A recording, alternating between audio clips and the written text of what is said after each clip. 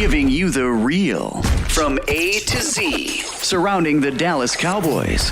News, updates, rumors, transactions, takes, and more. So strap up, Cowboys Nation, and start your day off with A to Z Sports.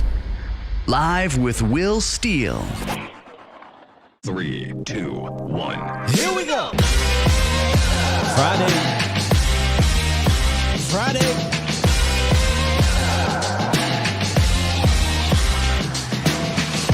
Good morning, good people. Happy Friday to all you hooligans out there. Welcome to A to Z Sports Live. We live on YouTube, we live on Facebook, and of course, I am your host, Will Skywalker Steele.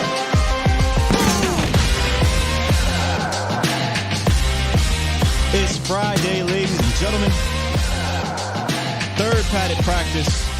We got the notebook coming out today. We will go around the nation. A little bit of .com, a little bit of Twitter X for some notes, discussing with the people. In the roundup, we do have some details, though. We got some details from a specific injury on a specific player. We'll talk about that. Plus, Diggs puts an end to the foolery. Or he should have put an end to the foolery. I mean, we understand that the national media will continue to roll with the BS, but it is what it is. So Friday means it's Fan Friday for y'all, the squad. So make sure y'all call in if you want to. We'll go around the nation, like I said. We'll talk about the practice notes, but I want you guys to call in, talk about whatever you want. Whatever's on your mind, you can. The phone line's right over here, 351-999-3787 is the call-in line. And, yeah, man, after a full week, essentially, of guests, guys and gals who have been down at camp, I said, let's let Friday be about y'all, man. Let's let Friday be about y'all. So whatever's on your mind about the Dallas Cowboys, instead of a mailbag, call on in. Let's rap. Let's talk about it, man. There's a lot to talk about, for real. A lot to talk about. We got 2 weeks now of practice, a full week of padded practice. We got another one tomorrow. They're off today, so y'all can chill, relax on this wonderful Friday, even though the national media will not. Where my manners, man? What's good, Bomb Squad? Bomb Squad! Y'all peep the 88-3 combination thing. Nah, I'm gonna just stick with the archery. I was thinking about that the other day. I was like, I don't know. I felt good about the little archery thing when I introduced the Bomb Squad, and then what happens? We go out and we get Brandon Cooks, man. It's just perfect. In the first game that Brandon Cooks does it, I might have a little gift or something that pops up when we do it. You know what I mean? That'd be fun. Football was on last night. I caught like a quarter and a half of it. Man, look, the older I get, and shouts out to Michelle, because before I met Michelle, I was just up for hours. But now I go to bed at a reasonable adult time. And the older I get, the more I'm like, you know what? 8:30, 9, it's not so bad. You know, it's not so bad to go to sleep at that time, to get some good rest. So I was like, look, man, I got to get up early, take the boys to camp, come back here, do the show. I'm good off of a preseason game, Hall of Fame game, Browns, Jets. You know what I'm saying? I'm not watching 4 quarters of that. So I watched about a quarter, to get that football fix out of me, and then I kept it moving, Cowboys. Yeah, I kept it moving. I couldn't do it, dog. 8:39. Yeah, 8:30-9, J Money. 8:30-9. Once we get around there, I'm like, I think I want my rest now, bro. I'm trying to get my rest here. Now, my boys, they could be up they could be up all damn night sometimes. But me personally, I want to get my rest. You know what I mean? I used to be up a long time doing absolutely nothing, playing the game, watching something on my phone. But older you get, man, you realize how precious those minutes and hours are to sleep, especially when you got to do a morning show and be here for the Bomb Squad. Bomb Squad! Lee, I know you ain't talking, Lee. I got to make sure I got this energy for y'all, man. All right, let's hit this roundup. Oh, what am I talking about? We cannot hit the roundup until our guy tells us to hit the roundup. Now that we've said hello, let's get down to business. Here we go. It's time! It's time! It's time!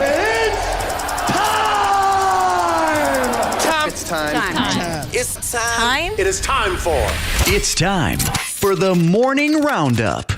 Round 'em up, boys. Let me talk to you! Let me talk to you, Cowboys Nation. You know, I do hate that. Somebody in the chat said 8:39, the sun is still up. I got to get used to that down here in Texas. That sun don't go down till super late, man. That's what blackout curtains is for, though. And blackout curtains are amazing.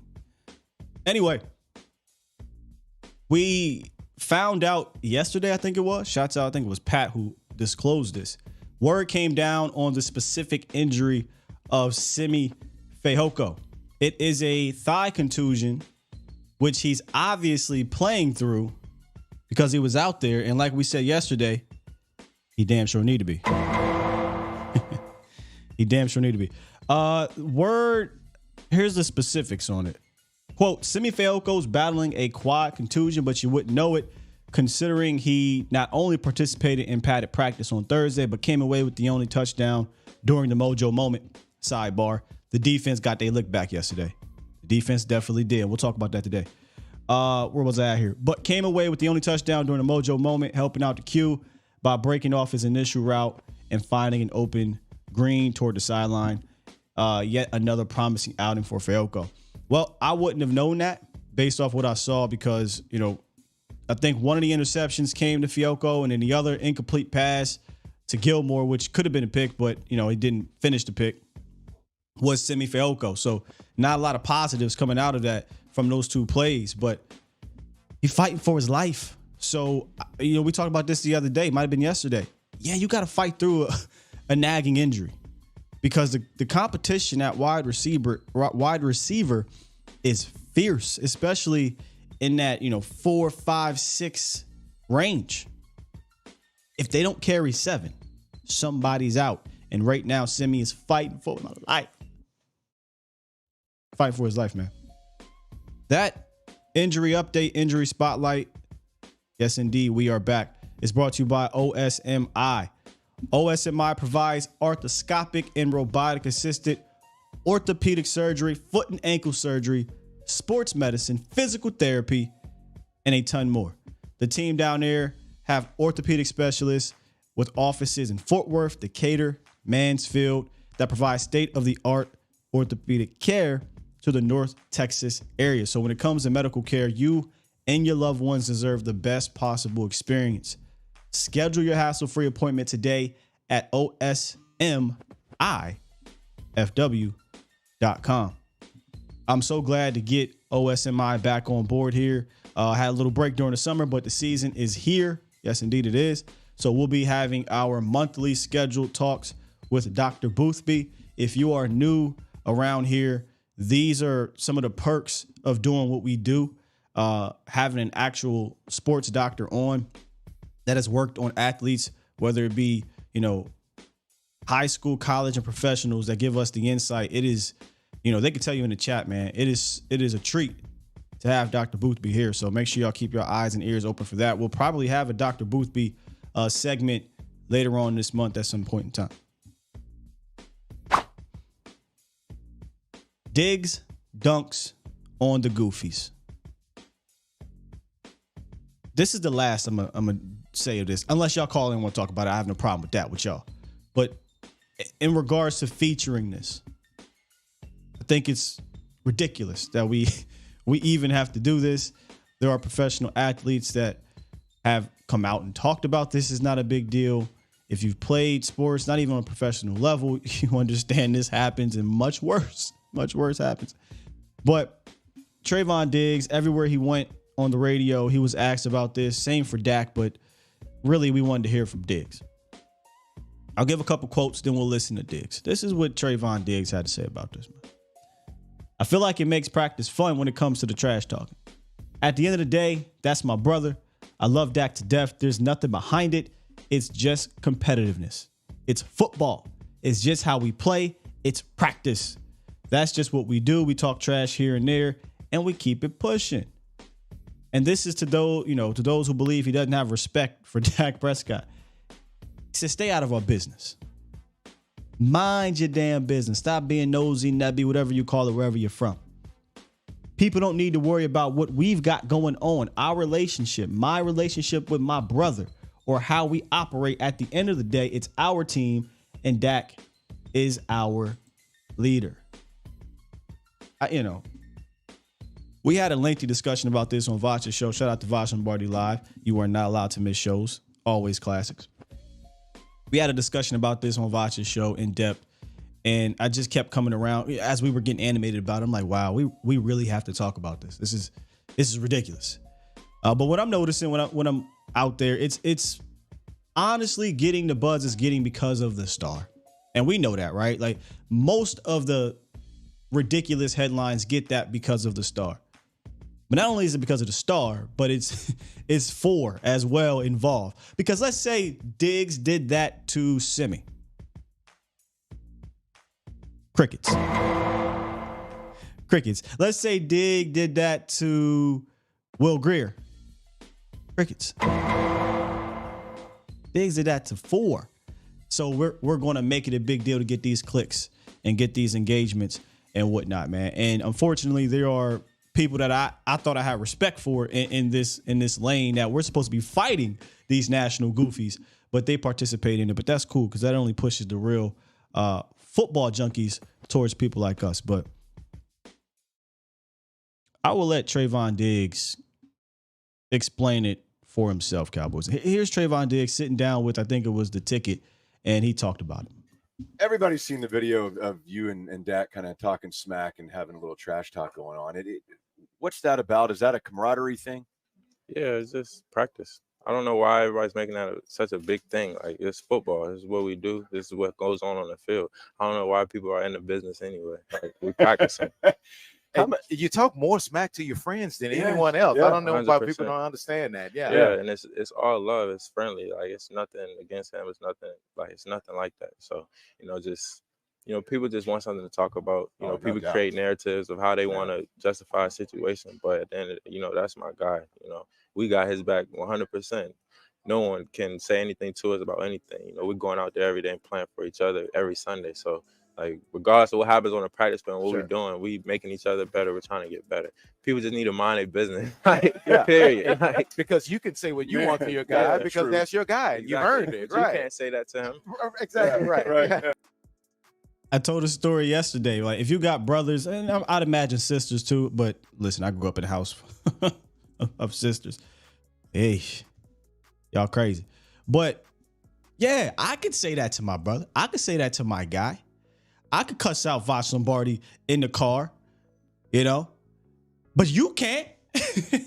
You know what I'm saying? You can't. I told the story yesterday. Me and Jeff, my bro, he probably listening right now. He know exactly what I'm talking about. Me and him, not me and Jeff, but me and my brother Marcus, we legitimately got into it down at the Exxon at the store.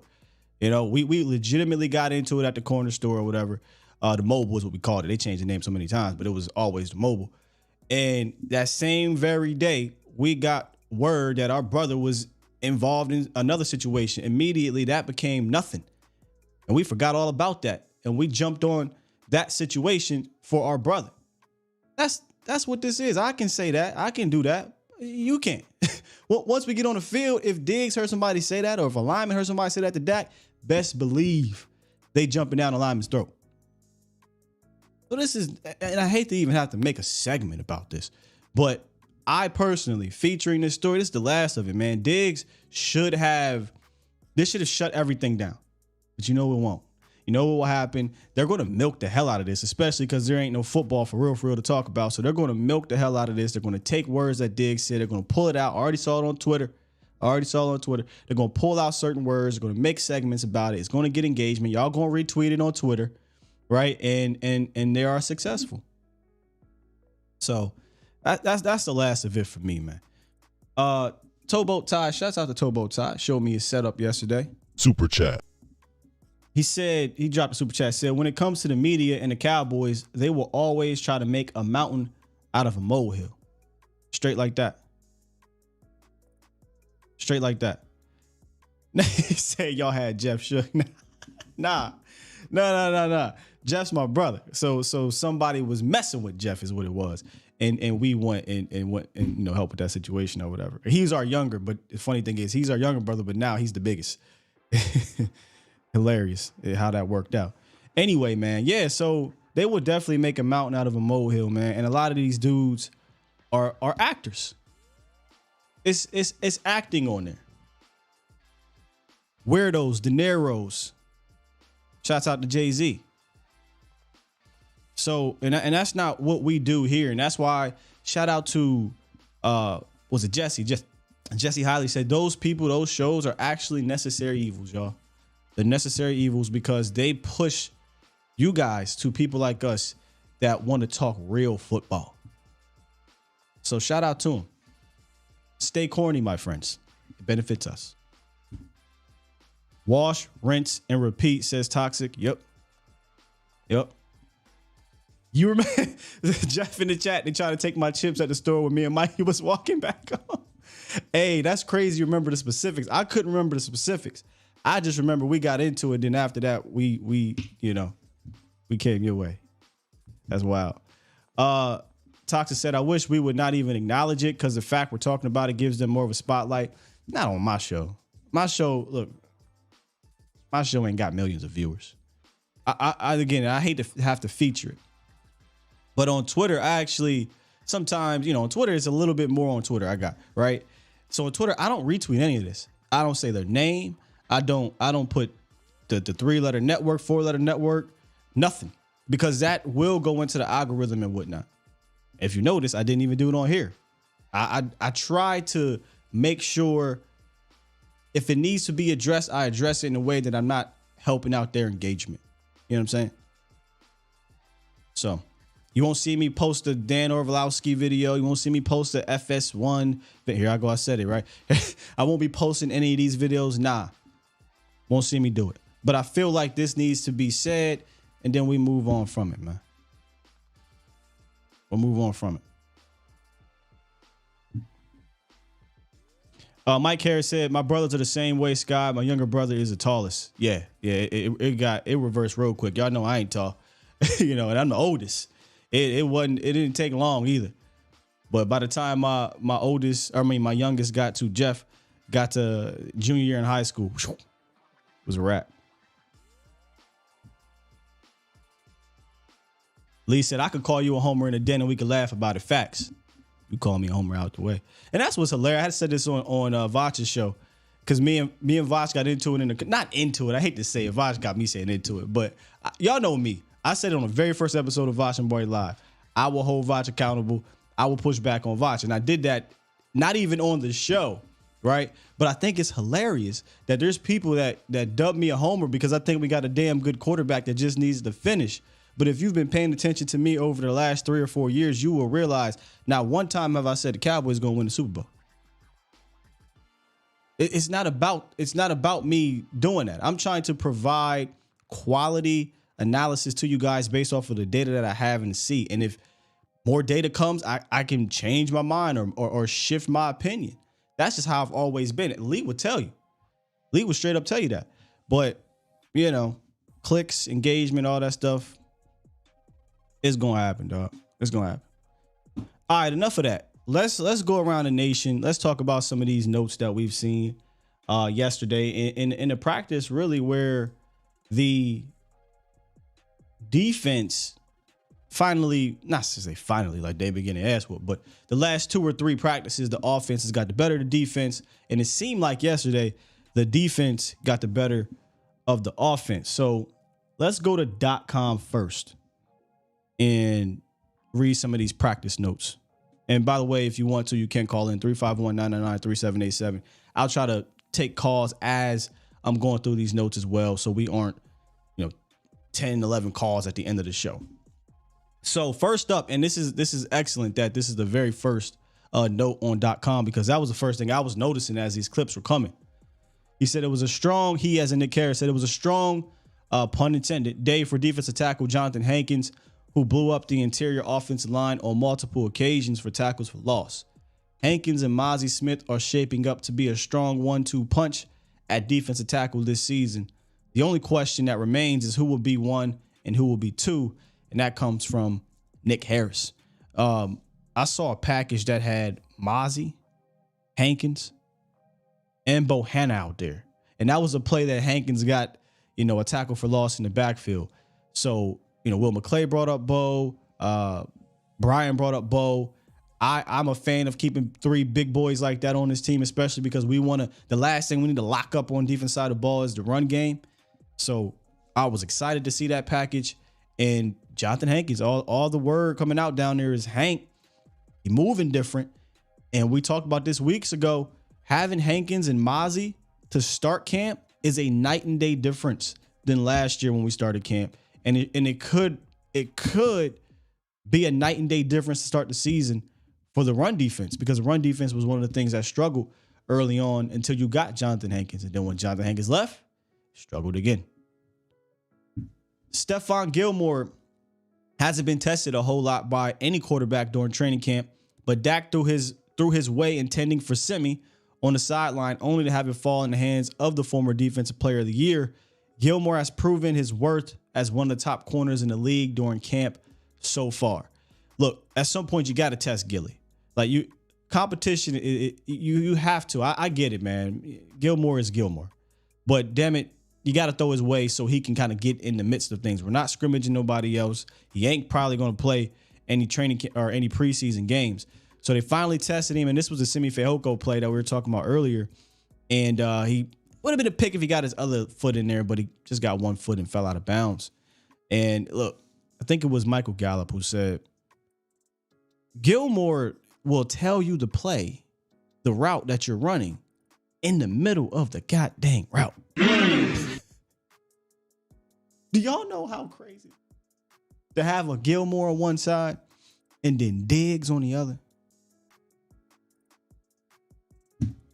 I don't think we're really going to understand just how amazing that is until week 1 when Daniel Jones, with his training camp, confidence of whooping on whoever's over there, Dory Jackson and whoever's out there with the New York Football Giants, is going to be like, yeah, I've been making passes to Jalen Hyatt.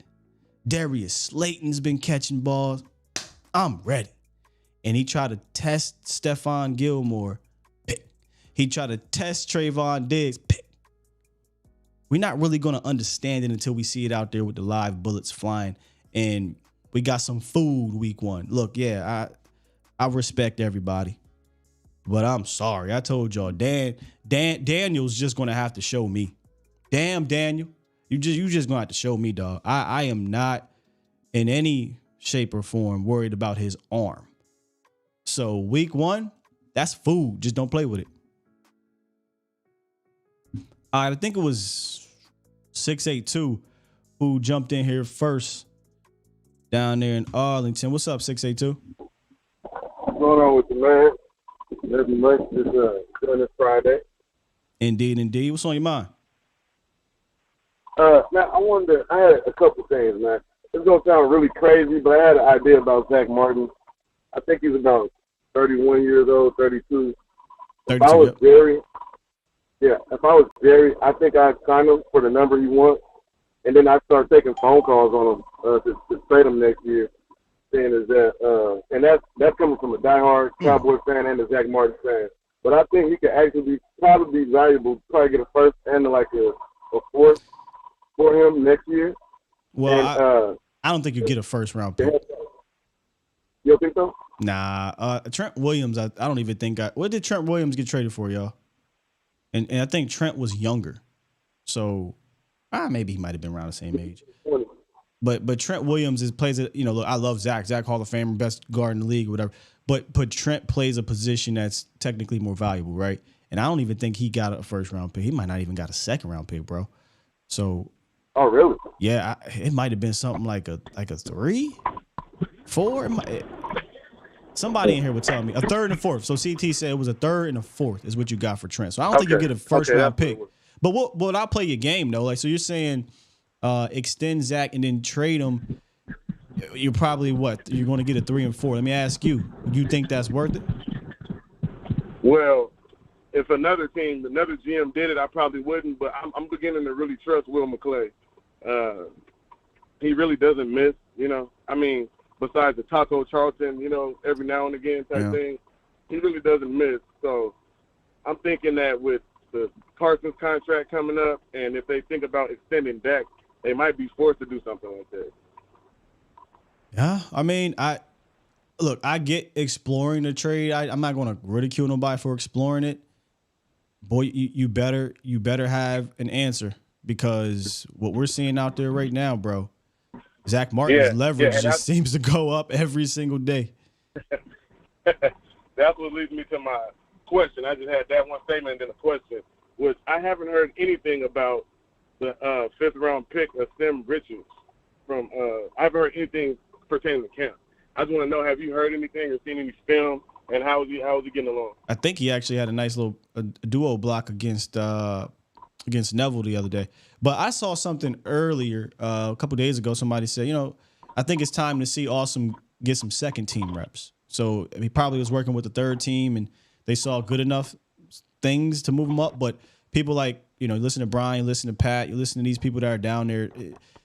There are people that are questioning what's behind Zach Martin. There are people that are questioning the interior depth. So, you know, he may be making steps and progress, but enough to trust him to be the guy. I haven't heard anyone say that just yet. So it looks like we are, which we talked about, right? You've been listening to the show. We've been talking about interior depth since what, February?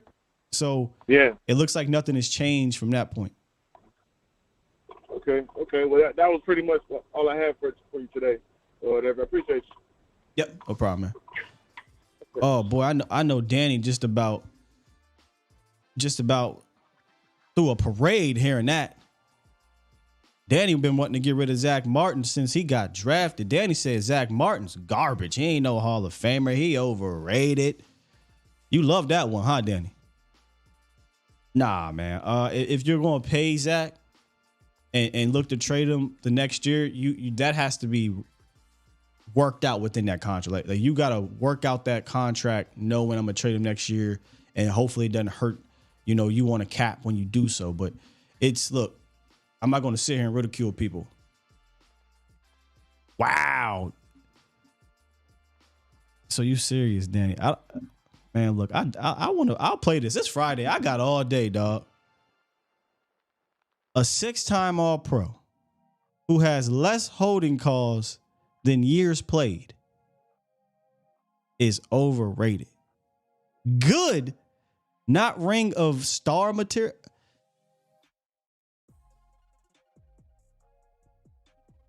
Like Danny, I appreciate you being here every day, bro, and stuff like that. But these are the type of comments that make, like, how can I respect or take anything you say serious about the game of football, dog? Like you know what's up? What I'm noticing over the years, you know all the college players and stuff like that, but your National Football League takes be crazy and wrong. They be loud and wrong. There are actual NFL defensive players, coaches, coordinators, linemen, line coaches, all that. They say Zach is one of the greatest to do it, and you calling this man overrated. Danny Savage, Day 3 Danny. I don't even know what you do or what you've done in your past. Danny Day 3 Savage says Zach Martin's overrated. He good, but he ain't Hall of Fame or Ring of Honor worthy, sir. If you looking for the clout, if you looking for pick me, because there's a lot of pick me, you ain't the only one. If you don't know what pick me means, go look up pick me woman, pick me girl. There's a lot of pick me's out there. You sounding like a pick me. Zach Martin's overrated. I got time today. Yeah. Come on, Danny. Please explain yourself, fam. Explain yourself, pick me. Just listen, I'm old school. I'm biased to the 90s O-line. And I've said this plenty of times. I'm biased to the wall. You know what I'm trying to say? No, remove your biases, Danny. Because you remove your biases. Okay. All I'm trying to say is Zach great. Yeah. Do I bash him? Yeah, because this is just my opinion. For someone to say he's a first ballot Hall of Famer, for someone to say he belongs in, no, just let me, like, Ring of Honor. Find me tape of him ragdolling, pushing someone 5 yards down the field, and pancaking a future Hall of Famer. I know him and Sue had his battles at the Senior Bowl, but when we played them in 2018, Donald, Sue, and Brockers lived in our backfield the entire. So he's supposed to block them all by himself. Danny, no, not bro, at all. there are Hall of But Famers. There are Hall of Fame offensive linemen in the Hall of Fame that played on terrible offensive lines. You're not going to sit there and blame that offensive lineman for it, Danny. So your qualification, your qualification for a Hall of Fame offensive lineman means they have to pancake Hall of Fame players throughout their entire career? No, all I asked you is find me and the Dallas community. Find me. That's not all you. That's not all you asking, Danny. I have physical proof of you in the chat calling this man overrated. Are you just capping? Yes, are you looking for clout? Are you looking for pick me because you here? I'm an old man that calls you. That I hang with you and Vaj. What clout am I? Oh, there's people that definitely look for clout in these chats. Trust and believe me, you ain't the only one. So my question for you, bro. I walk my dog. I walk my dog. And I'm drinking my question coffee. for you. My question for you. You called him overrated in the chat. Simple answer. Is Zach Martin a Hall of Fame player, one of the greatest offensive guards to ever play this game? Yes or no? No. He's Hall of Famer. He's not one of the greatest to play the game. Not even. No. Let me ask you a question. Sir, hold on. I got to mute Danny real quick. I'll come back to you. I'll come back to you in a second, Danny.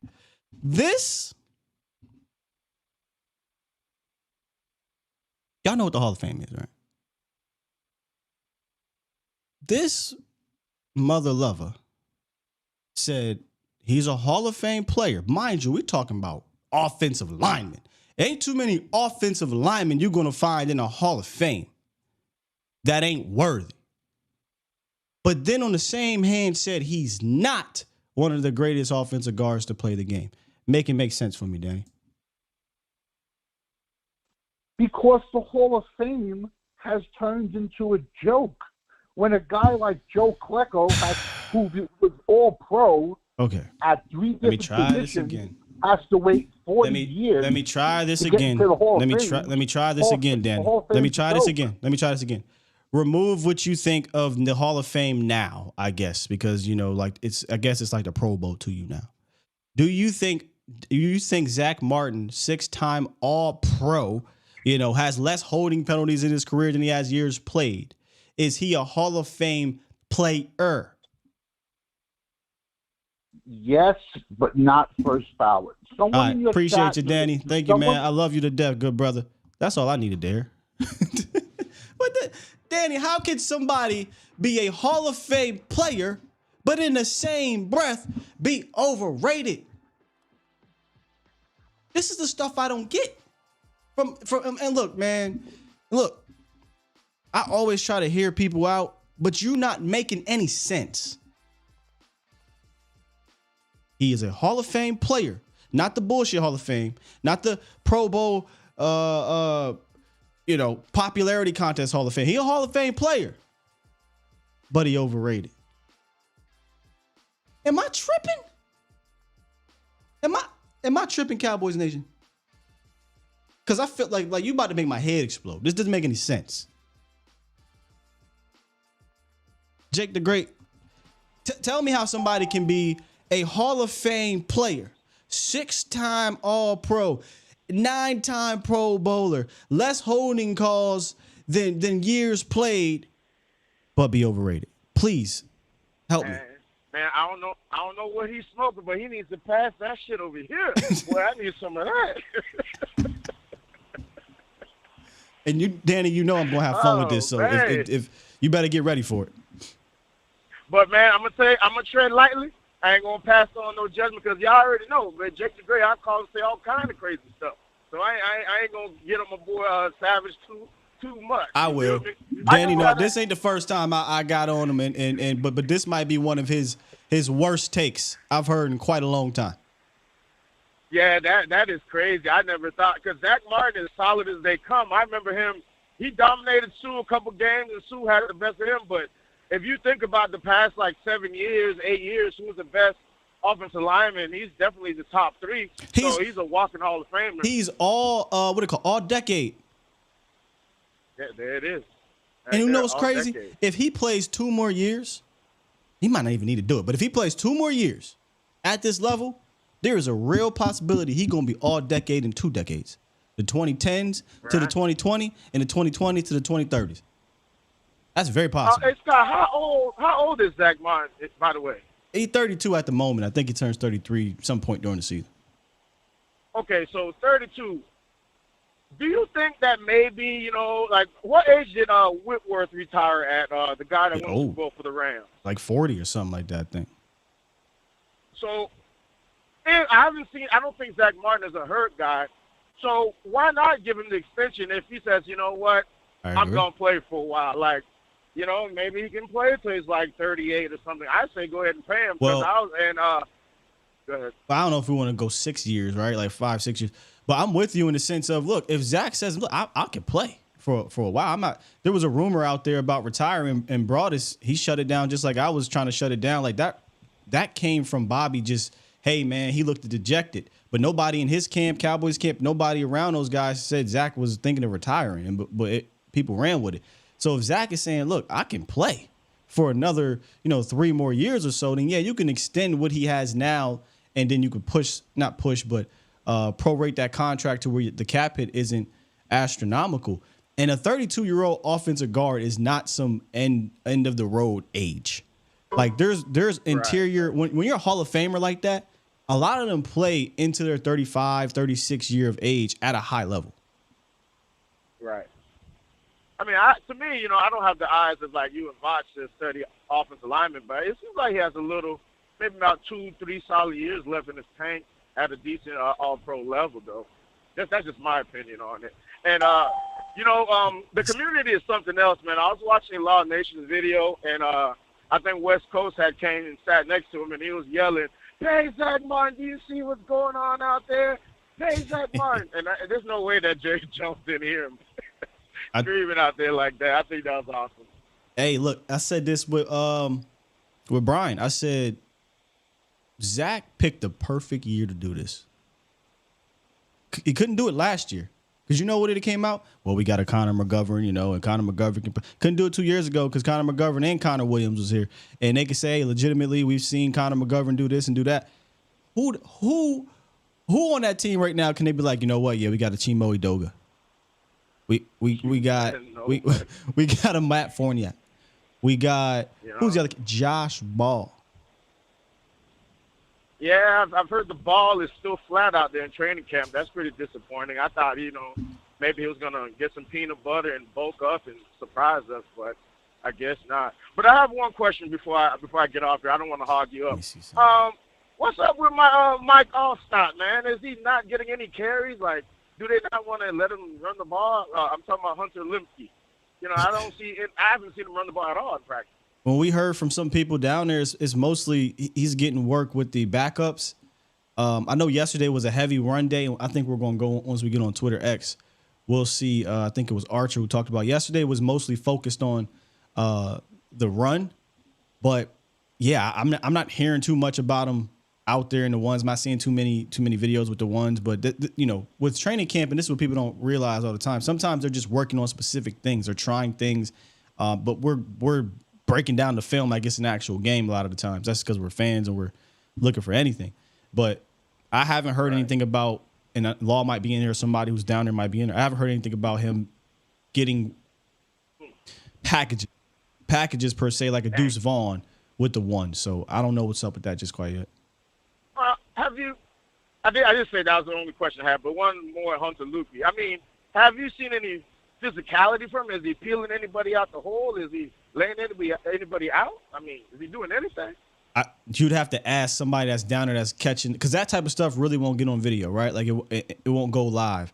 And if Law's not live, if I'm not catching, training camp live, I won't see it. You know what I'm saying? So if Law's in the building, maybe he could tell you, like, hey man, I saw Hunter Lipke have a nice little pass protection or step up, make this block or what have you. But remember what I said though, Jake, you really won't get a true feel for these running backs till preseason. Because that's when the other team is trying to take your head off. That's when the other team's Hunter Lipke at defensive end is trying to run through our Hunter Lipke. You know what I'm saying? And that's where you can get a real sense of these guys. So I think we're just going to have to wait till August 12th. All right. Great show as always, man. And Danny, pass that shit over here. Have a great day, Bomb Squad. So I told you I got time of day. We ain't got nowhere to be.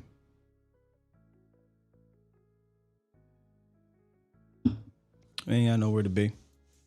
So your proof, Danny. You just want to see video footage of him bullying some Hall of Famer. That will do it for you. Because there is no footage of him bullying a Hall of Famer or whatever, means he's not one of the greatest guards of all time. They can't all be winners. It's the Danny Savage show today. Yeah. When you say crazy things like that make absolutely no sense and you're loud and wrong. I told y'all, I posted a video of the barbershop kick. I'm about to be on some hill-ish, man. I usually try to just keep it trucking with the nonsense, but y'all be saying some things. I'm tired of being a nice guy. Don't let me get to the level of Hollywood Rock. Anyway, man. All right, I gotta lock these up. It's a whole lot of y'all. Give me a second. There's some notes. Let me get through some of these notes, and then we'll finish all these phones. Y'all all in here. All 11 of y'all is in here. So I'm gonna get to every single last one, but let me just get to some of these notes before we do that. So let me go here. Let me go there, and we got Kyle Yeomans. Kyle Yeomans practice notes. Day 6. Defense got after it today. After the offense today. He says, pass rush made things tough for the offense to even run their plays. When given time, the running back room had a good day, mostly Dowdle, Rojo, and Vaughn. And if I go to these practice points, there was something about the running backs. There it is. And it came from Nick. He said, if Dowdle had the best practice, the same could be said for Ronald Jones, who was recently suspended. Jones got to practice with the team and made the most of it Thursday, showed quick burst through the line, several sweeping runs. Can y'all see that? Am I tripping? There we go. Several sweeping runs to the sideline. Jones showed the patience it takes to wait for the hole to open and make a cut to get upfield. Right above that, Rico Dowdle had his best practice at camp. The third-year running back was sharp in his cuts and strung together some real runs past the line of scrimmage without being touched. Dak even connected with him out the backfield as well.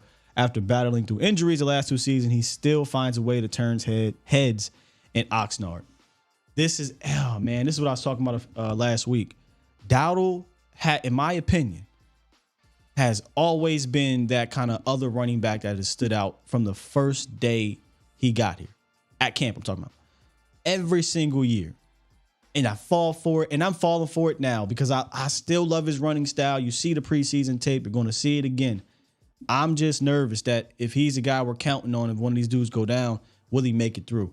So I'm wishing, much like Tyron Smith, I would love for Rico to remain healthy and give us like 75% games played this year, because unlike in years past, I don't think it's going to be a 1-2 punch. I think it's going to be a one and then a committee approach. So if I got like a Dowdle and Malik, and then, Deuce is kind of a package guy, or it is Dowdle by itself, that will feel like a 1-2 punch. I need to be able to have some belief that he'll be sticking around, because I love his style. I love his physicality. I think he can kind of replicate that punch, that thunder that we don't have with a Zeke, right? I think he can replicate that. But it's about staying on the field for Rico. Interior defensive line was nasty. Hankins and Mozzie both shine. Practice notes continued here. Long practice session, lots of teamwork overall. Overshown and Cox were active in coverage. Bell continues to build solid practices. I'm surprised he doesn't have it here, but if you go look on the other practice notes, Wanye Thomas, another guy, which, how about this, man? 3 years ago, or even 2 years ago, I was questioning the room in the sense of we don't ever draft him. We need to get this room better. But 3 years ago, there was absolutely no faith in this room from a depth standpoint. Now, Dono can go down. J-Ron can go down. At one point when he went down, Dono stepped up. When Dono went down, J-Ron stepped up. And we are sitting here with 5-6 safeties that we absolutely feel good about and are actually making plays out there or showing progression. Wanye Thomas, Marquise Bell, right? Izzy. At one point in time, J-Ron was that guy. So it's crazy how things change. And then Kyle says LVE got up limping early. He continued on afterwards, though. So we don't like to hear LVE limping. I want to know what's up with that. And then Gilmore has blanketed everyone not named CD Lamb. Again, I think Stephon Gilmore, Brandon Cooks pickups could end up being top 5 pickups across the league. And it feels like it's been one of the most quietest type of moves ever. But I feel like if this happened in Philly, if it happened with Kansas City, if this happened with back in the day, it was the Patriots at one time, people would be like, yo, this is crazy. For whatever reason, we want to talk about trash talk, not about what Gilmore and Cooks are providing to this team on and off the field. Life of a Cowboys fan. Yeah. Life of a Cowboys fan. All right, let's get through these calls. We got a bunch of them. I promise y'all it's Fan Friday. We're going to get through every single last one, so hold tight. 209, you up first. What's goody?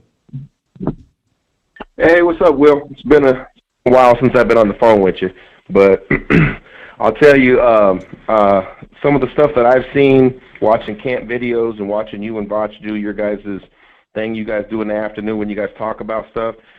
And I find myself, even though I've been a fan for 40 years, I learn stuff every day that you guys bring to the table. And I'll tell you what, I've been a fan for a long time. And this defense, to me, the way it's going right now, then I have 2 questions for you. This is just a quick comment. Sure. I think this is going to be one of the best defenses I've ever seen. And I'm just going to make that perfectly clear. The talent that we have and the depth that we have, I'm just going to put that out there.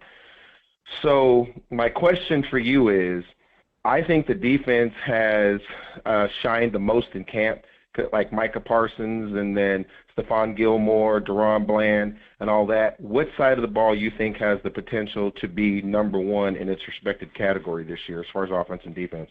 Oh, 100% the defense. I think this is – we started to see it morph last year, and a lot of it was basically due to the personnel. But even with the upgrade on personnel on offense, I think this is a defensive team now. Like, I think it's flipped. For a decade plus, this has always been offensive-driven team. I think this defense is now a defensive-driven team, but the offense just happens to still be good. Will it be good as years past? Look, I think they have the pieces to be so. I think it could be. Yeah, I think the scheme is going to help as well. But this is a defensive-driven team, in my opinion. Mm-hmm. And then the only other thing that I noticed, though, is, I think in the draft when we got that guy, I've been watching him, that guy Mozzie Smith, I tell you, man, that dude is like a tank. And I'll tell you this, I was watching the other day when I don't know if it was yesterday when they were, or the day before when he went up against Tyler Smith. Oh, my God, that was a sight to see. And Tyler actually, not surprisingly, held his own. But I just like the depth. I just like the way it's going to be. And for once, I think you and Vach kind of touched on this too, is I actually don't have to worry about cornerback number 2 because now we got Stephon Gilmore. And then, of course, you got Diggs. And then, Bland's going to be good too. So I don't see anywhere where they're just going to go just pick on anybody because of that. They think that's the weakest link. I think we're solid this time for a change of defense. I think we're solid. Yeah, they're going to have to be strategic about it. Right. You probably will, like, if you're talking about, I hate to use the word weakest link. That's not what I want to use. If there's a pick your poison, it's probably the slot. Mm-hmm. But Deron Bland is not going up against chopped liver.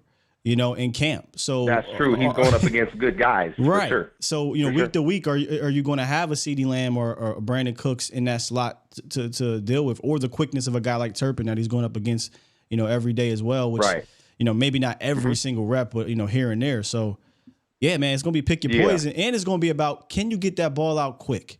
Because I can't say this enough, bro. I didn't think it was possible, but Micah has hit another level. I was just getting ready to bring that up. Yes, he has, for sure. He seems to be faster to me, and he's developed, I think, a lot more of his technique to be, I think, maybe a full-time pass rusher. I don't know what they're going to do, if that's what they're planning on doing. But, dude, just some of the practices, Will, that I've seen, and even with pads, he just looks like he has just gotten so much more information and more knowledge that he's learned. And, oh, my God, I wouldn't want to be an opposing quarterback. I just wouldn't. Yeah. That Lion's going to eat. I just can't say that enough either. I totally agree with you, because what you were fixing to say, you just took it out of my mouth. That was the next thing I was going to say. Literally, Micah looks sharp. He looks I'm unstoppable. Excited.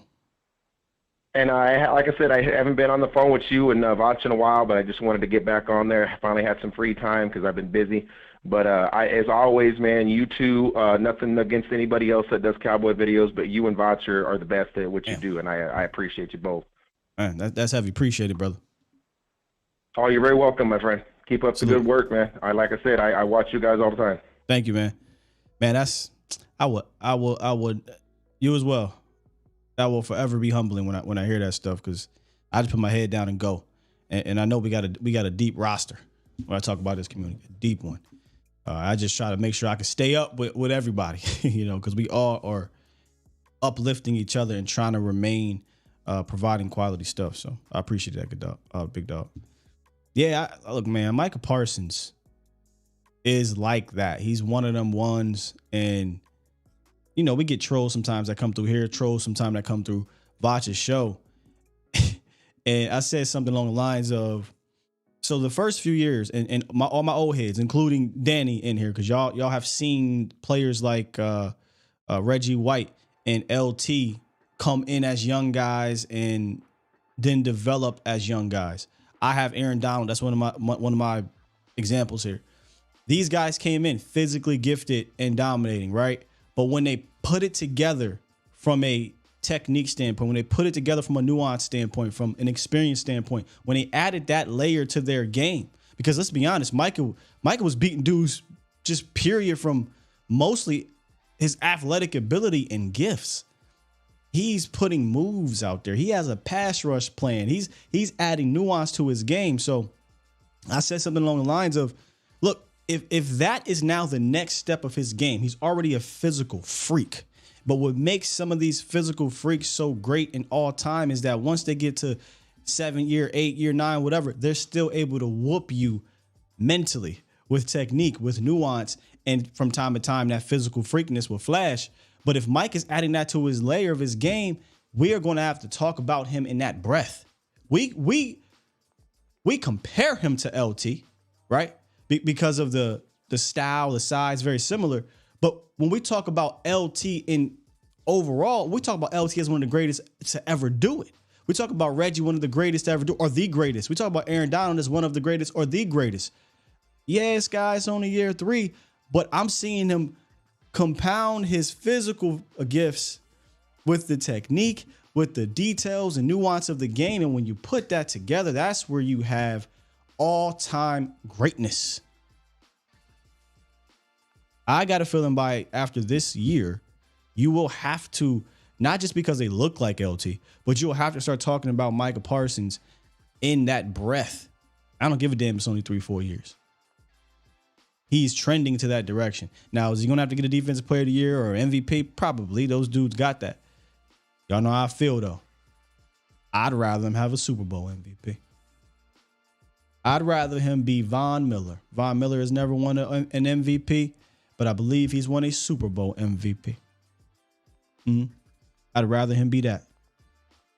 So my old heads that have watched guys like, because I've seen it with Aaron Donald. Aaron Donald came in beating dudes physically because he's gifted and quicker and big. But now you see him, he has a drill he does with knives.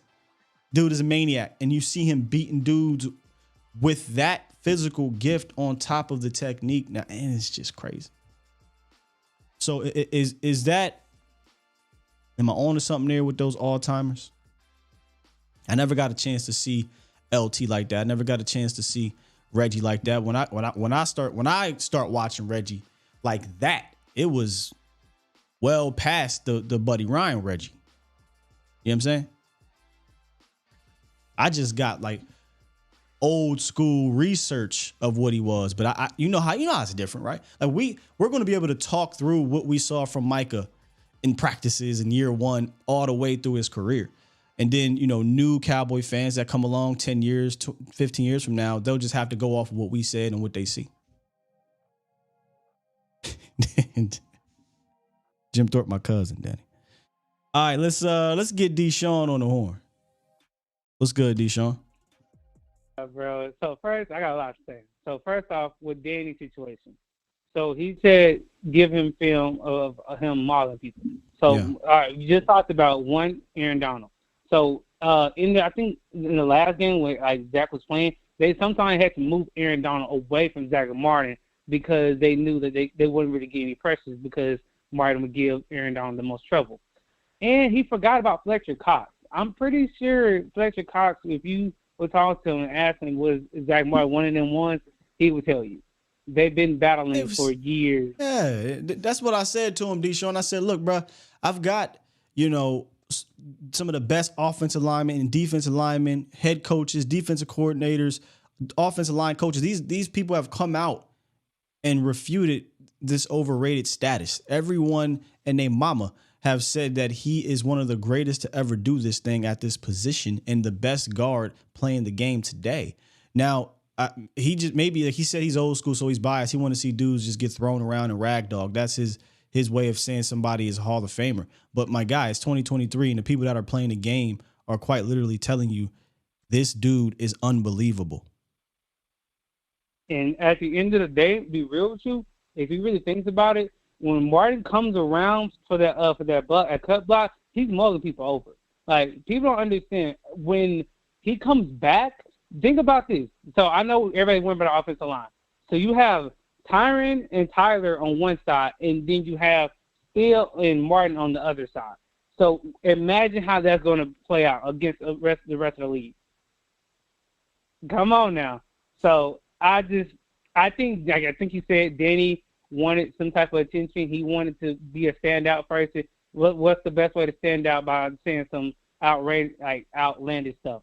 Trust me, ESPN, FS Sports do it all the time. Anyway, with the defense. So I feel like the thing about the defense is a lot of people are kind of underestimated is that linebacker position. And the reason why I say that is because I didn't know Mozzie and Hankerson was going to be on the same one. I know Jonathan was going to be a one tech and Mozzie was going to be a 3. That's a lot of pounds to move. Like, imagine, you have to double team both of them. So it gives the linebacker, opportunities to be able to make tackles. Yeah, I think, Deshaun, we'll see packages like that. I don't think you're going to see Mozzie and Hankins 1 and 3 tech as starters per se, unless somebody come out in a heavy, But I think Osa is your starting 3 tech. But I do think you'll see some packages where both of those guys might be on the field. It might not be early because obviously Mozzie has to work through his technique aspect of his game. But yeah, I 100% think there will be packages like that. But don't get it twisted. Osa Odigizua is your 3 tech. Hope he breaks out. Another thing, a lot of people don't want to throw to Gilmore. In practice, they do not want to throw to Gilmore. A lot of times, Gilmore will recognize the play before, Gilmore will recognize the play beforehand. You got to throw it some, that's the thing about practice, bro. For real, think about it. So, we don't hear what there might be McCarthy say, hey, look, man, just throw it up. We need to see if we need to test Gilmore, or Dak might be talking shit. Hey, I got you on this one, big dog. I'm coming to you. You know what I'm saying? And we got to test it, because if you don't, then you don't know if that guy gets matched up against the other team's Gilmore or something like that, if you can trust him to win that battle or if you can trust yourself to win that battle. So from time to time, you got to do it. When I hear that we're not throwing his way, that's great when it comes to the defense, but I ain't going to lie to you. Me personally, I want to just do it. See if we can get something off on Stephon Gilmore. Hell, we saw a couple plays where Michael Gallup won a couple jump balls on Stephon Gilmore. So, please try to go his damn way from time to time because all that's going to do, iron sharpen iron. So my question for you, and I'll probably be out of here. So what do you feel about the kicking situation? Because I'm not going to be honest with you, I'm not very confident about it. Because if they're missing 38 and 40 yarders, that's a big issue. We went through this nightmare before last year, Scott, missing like extra points, missing field goals and stuff, and you know how much that cost us. Yeah, I'm not excited about it. I mean, you're hearing the numbers come out, and I hate to be a training camp stat sidebar. Y'all know Eagle fans have made training camp graphics, stat graphics for their quarterback. I mean, how corny is that, though? There are stat graphics. My quarterback is 43 for 50 for 475 yards, 3 touchdowns, for practice. Anyway, I'm sorry. So when I see the numbers come out, I have to understand it's practice, right? But the kickers, that's all they do. That's all they do is kick field goals. And it's not good numbers coming out. I think it was Professor O who actually found the statistic by adding them all up. I think both of them are kicking sub 80% at practice, which means if you're doing that there, what happens when you get out there on the field? So I can't sit here and fake the funk to you, bro. I don't feel confident about the situation. And maybe, we'll probably talk about this on Monday. Maybe that's the free agent position that we're getting to this point in time where, the Cowboys have usually signed a veteran guy. Maybe that's the position they do it. I hope so. Thanks, guys. Shout out to you. You're the best in the business, bro. Thanks, bro. Salute. They making practice graphics, y'all. Like, when I say graphics, I mean statistics.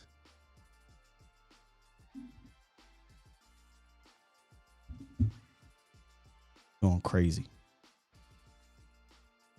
People have gone crazy.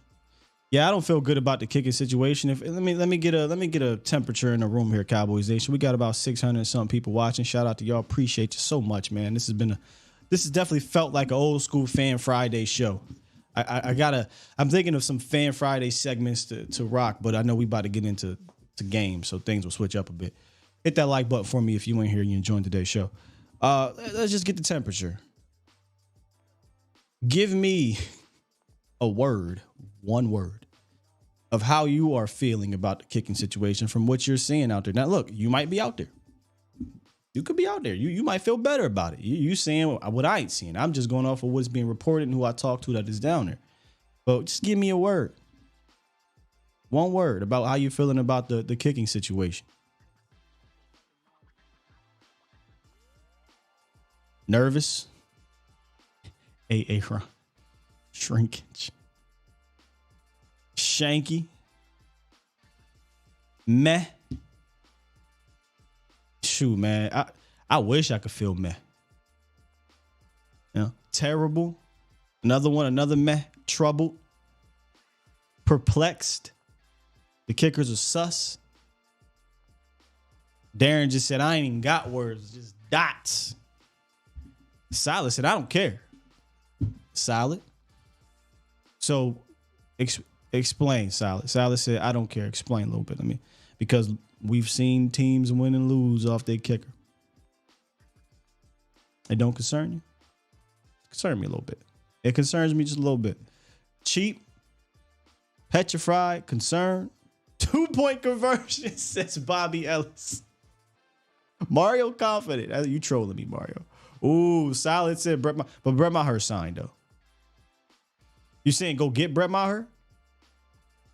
And we have our first Eagle fan. Y'all know what to do, y'all. Drop the emojis. We got our first Eagle troll in the building. I'm going to give you the book, and the bomb squad is going to give you your crayons and markers. So here you go, my guy. Here's your book. They're going to provide all colorful crayons and markers for you. You know, at the doctor's office, when the grown folk are talking to the doctor business, they go in the corner and they read Dr. Seuss and they draw and color in the corner as the adults speak. Here's your book, Eagle fan. I appreciate you being here. We understand y'all like to eat poop and stuff like that, so I got to make sure I tread lightly here because sometimes something's wrong with y'all. Here's the book. There's your crayons. Head on over to the corner. Have a good time listening to the show. Put on your Pikachu headphones. You know, play with your Barbie iPad, and the adults will continue the conversation over here. Appreciate you being here, though. Y'all keep an eye on them. They might be wandering in the road. You know, Eagle fans weird. They might be wandering in the road, and might be a stroller out there. You get out the car, now they kid. Oh wait, that was a fake story. Chris from Alaska. What's good, Chris? Yo, what's up, Skywalker? I was curious, since obviously we've been talking about Zach Martin. Yeah. Like, do you really think that, like, are you, on a scale of 1 to 10, like, how worried are you about the situation or whether Jerry's going to budge and get a contract or if he's going to just swallow his pride and just come to practice? Like, what are you feeling about it? I'm not going to lie to you. I said this to y'all the other day. Like, unless he misses games, that's the only time I would worry. Look, man, I understand both sides. I understand Zach's side, I understand the front office side. I just say we don't need to play this out through the media. Something needs to get done. I don't care if it's Zach caving in and coming in. I don't care if it's the Cowboys caving in and coming in. Just we don't want him missing games. I felt 100% positive that would never happen. But B came on the other day, and we'll have that full interview. We'll just drop the full one tomorrow. B came in the other day and was like, I'm starting to wonder if that is the case, if he will miss games. So that's the only time I'm going to get worried is if he misses games, Chris. Right. Yeah, my other question was, after seeing this offense, Zach sat out, Danny. Zach, go find me. Sorry, because this is what Danny likes to do. Go find me, Zach, getting in front of the camera talking about my money ain't for Micah Parsons' money and making up all these lies and excuses in the media. Zach is sitting out of camp. Zach's not going in front of the media, coming at Jerry Jones in the front office for all the BS that they've done over the years in regards to building a team and whatnot. So Zach ain't coming to the media first. Jerry told us he wasn't going to go. Hey, we ain't talking about this in the media. And the very next day, Jerry Jones gets in his feelings and comes out here and says all of these things. If anything, Zach's been a team player his whole career. So he hasn't really been that type of guy. Anyway, my other question was, after seeing this offense and how it's been going in camp, what's your prediction stat-wise for Dak this year? Because my prediction would, I think, just how good the offense looks, I can see him passing about almost like 5,000 yards. Oh, wow. Probably 45 touchdowns and I would say about 7 or 8 picks. Because I think he's going to be more aggressive. Hey, bro, that's all pro year. I don't know. I just for seeing seeing camp and the big difference between Kellen and how explosive and how like free the receivers look and Dak using his legs. I just have a really good feel. Really big year this year. I don't know. How do you feel about it? So 4,000 plus, I think that's a given. You know, when he's played full season, he's thrown for 4K. I don't think that's going to be difficult. I definitely think he can. I think he can break the franchise record again from passing touchdowns. It was 37 that year. I could see 35 plus tutties, right? Potentially breaking his own record. I think he had at maybe 40. So I don't think your 45 is that far off. But look, man, people get on him about saying double-digit picks. Go look at the best quarterbacks in the league, not named Aaron Rodgers. They're all throwing double digits. So I do think we'll get around 11, 12, 13 interceptions. As long as those 11, 12, 13 interceptions are matched with, 38, 39, 40 touchdowns, that's fine. But if you're going to throw 17, 18, 19 picks and only 22, 23 touchdowns, that's a whole different story, right? That's a whole different story. If people I go back to make it seem like I go back to Tony Romo. Tony Romo in 2007, whirlwind of a damn season. fun season, one of my favorite seasons of all time. I spoke to Ken Hamlin about it in regards to like fun, having fun during the season. Boy, he threw 19 picks though. He turned the ball over 25 times that year. And nobody really remembers that because he threw for like 30, he had like 40 total touchdowns or threw for like 39 touchdowns or whatever it was that year. So if he's going to throw the 13 picks, it needs to be accompanied with, 68% completion percentage, 38, 39 touchdowns. But if he's going to throw 12, 13 picks and he's only throwing 21 touchdowns, we don't like that. Yeah, that Romo year, I didn't watch it, but from what I heard is I think it was the last game of the season before the playoffs, and Romo threw like 3 freaking interceptions that game or something like that. But yeah, I'm excited for this offense. But let's say Zach Martin does say that he doesn't want to play games and stuff like that. What's your outlook on the offense then, hypothetically, if that were to happen? If what will happen? If Zach Martin just starts still playing hardball when season starts. How many Which games? I doubt, but you still got to think about it. How many games we talking? Because even week 1, you're dealing with a defensive line that's pretty good. So I don't know. I don't know. I think if he came out and said that and Jerry saw that, I think he would probably budge after week 1. Man, in look, my opinion. I don't think it's ideal to play without him, man. You're going to be a worse off offense without Zach Martin. So yeah, exactly. Look, you can scheme around that. Week 1, week 2, the Jets another good defense or whatever, but they're going to scheme around it too, though, bro. Like they're going to scheme around it, and there could be a kind of slow period for the offense where they're just trying to get themselves together in this new scheme. I think it was a new-ish scheme, I should say. It was Mike McCarthy who spoke about this at the podium where he said, one of the advantages I think guys like Aaron Rodgers and Brett Favre and Joe Montana had was that they played in this system, his West Coast system, for 7-8 years before they mastered it, right? He was like, they became masters of the system. And he said the year that Aaron Rodgers won the MVP, it was like, hey, Rodgers, now you're just basically playing against yourself. You've mastered this system. Exactly. You understand, what it takes in this league. Now you're just playing against yourself. And that's when I think it was when the whole Aaron Rodgers kind of surpassed what it was in regards to Mike McCarthy. So Mike was like, Dak knows the details. He understands it. It's just about repetition. That's what he said. It's just about repetition because once he masters it or whatever, it'll be second nature. And that's why I was saying I wish they would have let Mike do this year 1 because we would have been in year 4. Right? We'd have been in year 4. You imagine 3 years with DQ and McCarthy. That's what I'm saying. But fortunately, we have a little ace in our pocket, right? A little ace up our sleeve. And that's the fact that, he's been around these receivers. He's been around Mike. He's been around, he's a veteran. So I don't think it's going to take 7-8 years. I just think it might take a few games or whatever, or practices or what have you. But yeah, I think we'll be good to go. Yeah, I think he can get these boys ready this year because he knows everyone's strength. He already went through it with Green Bay, so he probably has some nuggets to try to get it farther along faster with some he saw last time he was developing Rodgers in that offense in Green Bay. Indeed. So, but yeah, thanks for taking my call. You have a great day. All right, man. Salute. All right, See, Hayes said Tony only had 28 tutties.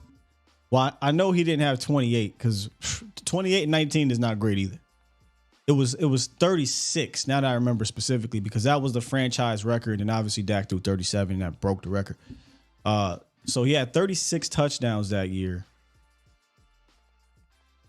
I'm pretty sure he had like 25 total turnovers when you count fumbles, but it was 19 picks. So but you understand what I'm saying? Like, I truly believe, especially because he's an aggressive player now. He said that's something that he's developed in regards to confidence and whatnot. So he's going to test it here and there. Picks are going to happen. Aaron Rodgers and Tom later in his career, but Aaron Rodgers is like the only dude who consistently throws under 10 picks. Like, that is just some freaky ish right there. most of the time, especially in today's game, these guys are throwing anywhere between 10 to 15 picks or more. The leader is usually more than 15. We just happened to play in a year last year where it was only 15. I think it was, who was it? A couple years ago. Stafford, I think, led it with like 17 picks that year. And we've had years where it's 21, 23. You go back even further. Eli Manning had like 20-something plus for a long time. But I think you'll see him live in that 10 to 15 range, but it needs to be matched with a high level of touchdowns, number one. And number two, as long as those picks aren't coming at back-breaking moments that like fourth quarter. How many times have we seen it in the previous era where the fourth quarter turnover has just absolutely killed you or whatnot? Or we don't want the red zone turnover, right? We don't want a turnover that it goes for 6 or puts them in position. So, if it's Hail Mary stuff, if it's, hey, you're down 3 touchdowns, which hopefully we never are, fourth quarter trying to come back, whatever. But you don't want these to be back-breaking, and you don't want a double-digit interception season to be accompanied with a low touchdown, a low completion percentage season. That would probably spell the Cowboys being middle of the road, which whenever he plays a full season, they just never have really been except one time.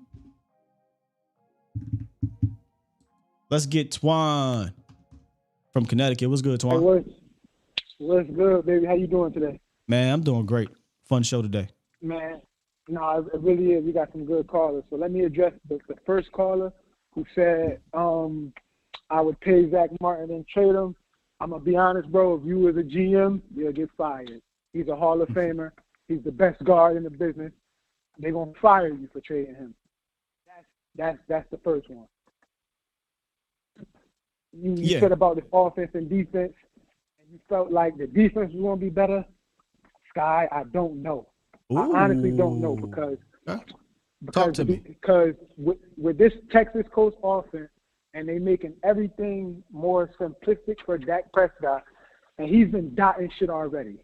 I feel like he's going to have another 2019 season where it's like 45 or whatever he threw, 49, and I honestly think he could throw 40 touchdowns, about 13 interceptions, and really go for that all-pro MVP season this year because we really got Brandon Cooks who opens up a lot for the offense. He opens up a lot for the offense. We all know who CeeDee Lamb is, and we know Michael Gallup wasn't Michael Gallup this year. And if Dak don't get injured last year and miss those 5 games, he throws about 35 touchdowns, I think. That's my what's funny? Opinion. No. You know what's crazy? Now think about it. He would have probably had that 07 type of season where the interception numbers would have been high, but I think the touchdown number would have been as well. Exactly. So I don't know which is going to be better, Sky, because but when Dak came back, we still had a top 3 offense with those receivers, with the Noah Browns and Michael Gallup being a semi-Michael Gallup, to be honest. So I think the caller's question, if I remember correctly, in fact, he might have asked what would be better. I think the reason why I go defense is because that just seems to be the consensus. Like this is a defensive led team, which I welcome so much because it hasn't worked out when all we've done is pour every resource into the offense over the last 20 years. Yeah, let's level up this defense and make it match what we've done offensively. But we got on that side of the ball hardly any weaknesses when it comes to starters or depth.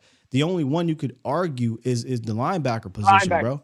That you know what I'm saying? And that's hard to say on the other side. You could argue tackle depth is rough. You could argue interior line depth, is rough. A lot of people will say, hey man, if Tony go down, I don't know how I feel good about the running back situation, right? And then you do factor in, different system. It could take some time, but I just don't have many question marks defensively outside of, can these young linebackers, can the linebacker depth hold up? But if that interior do, it might be good.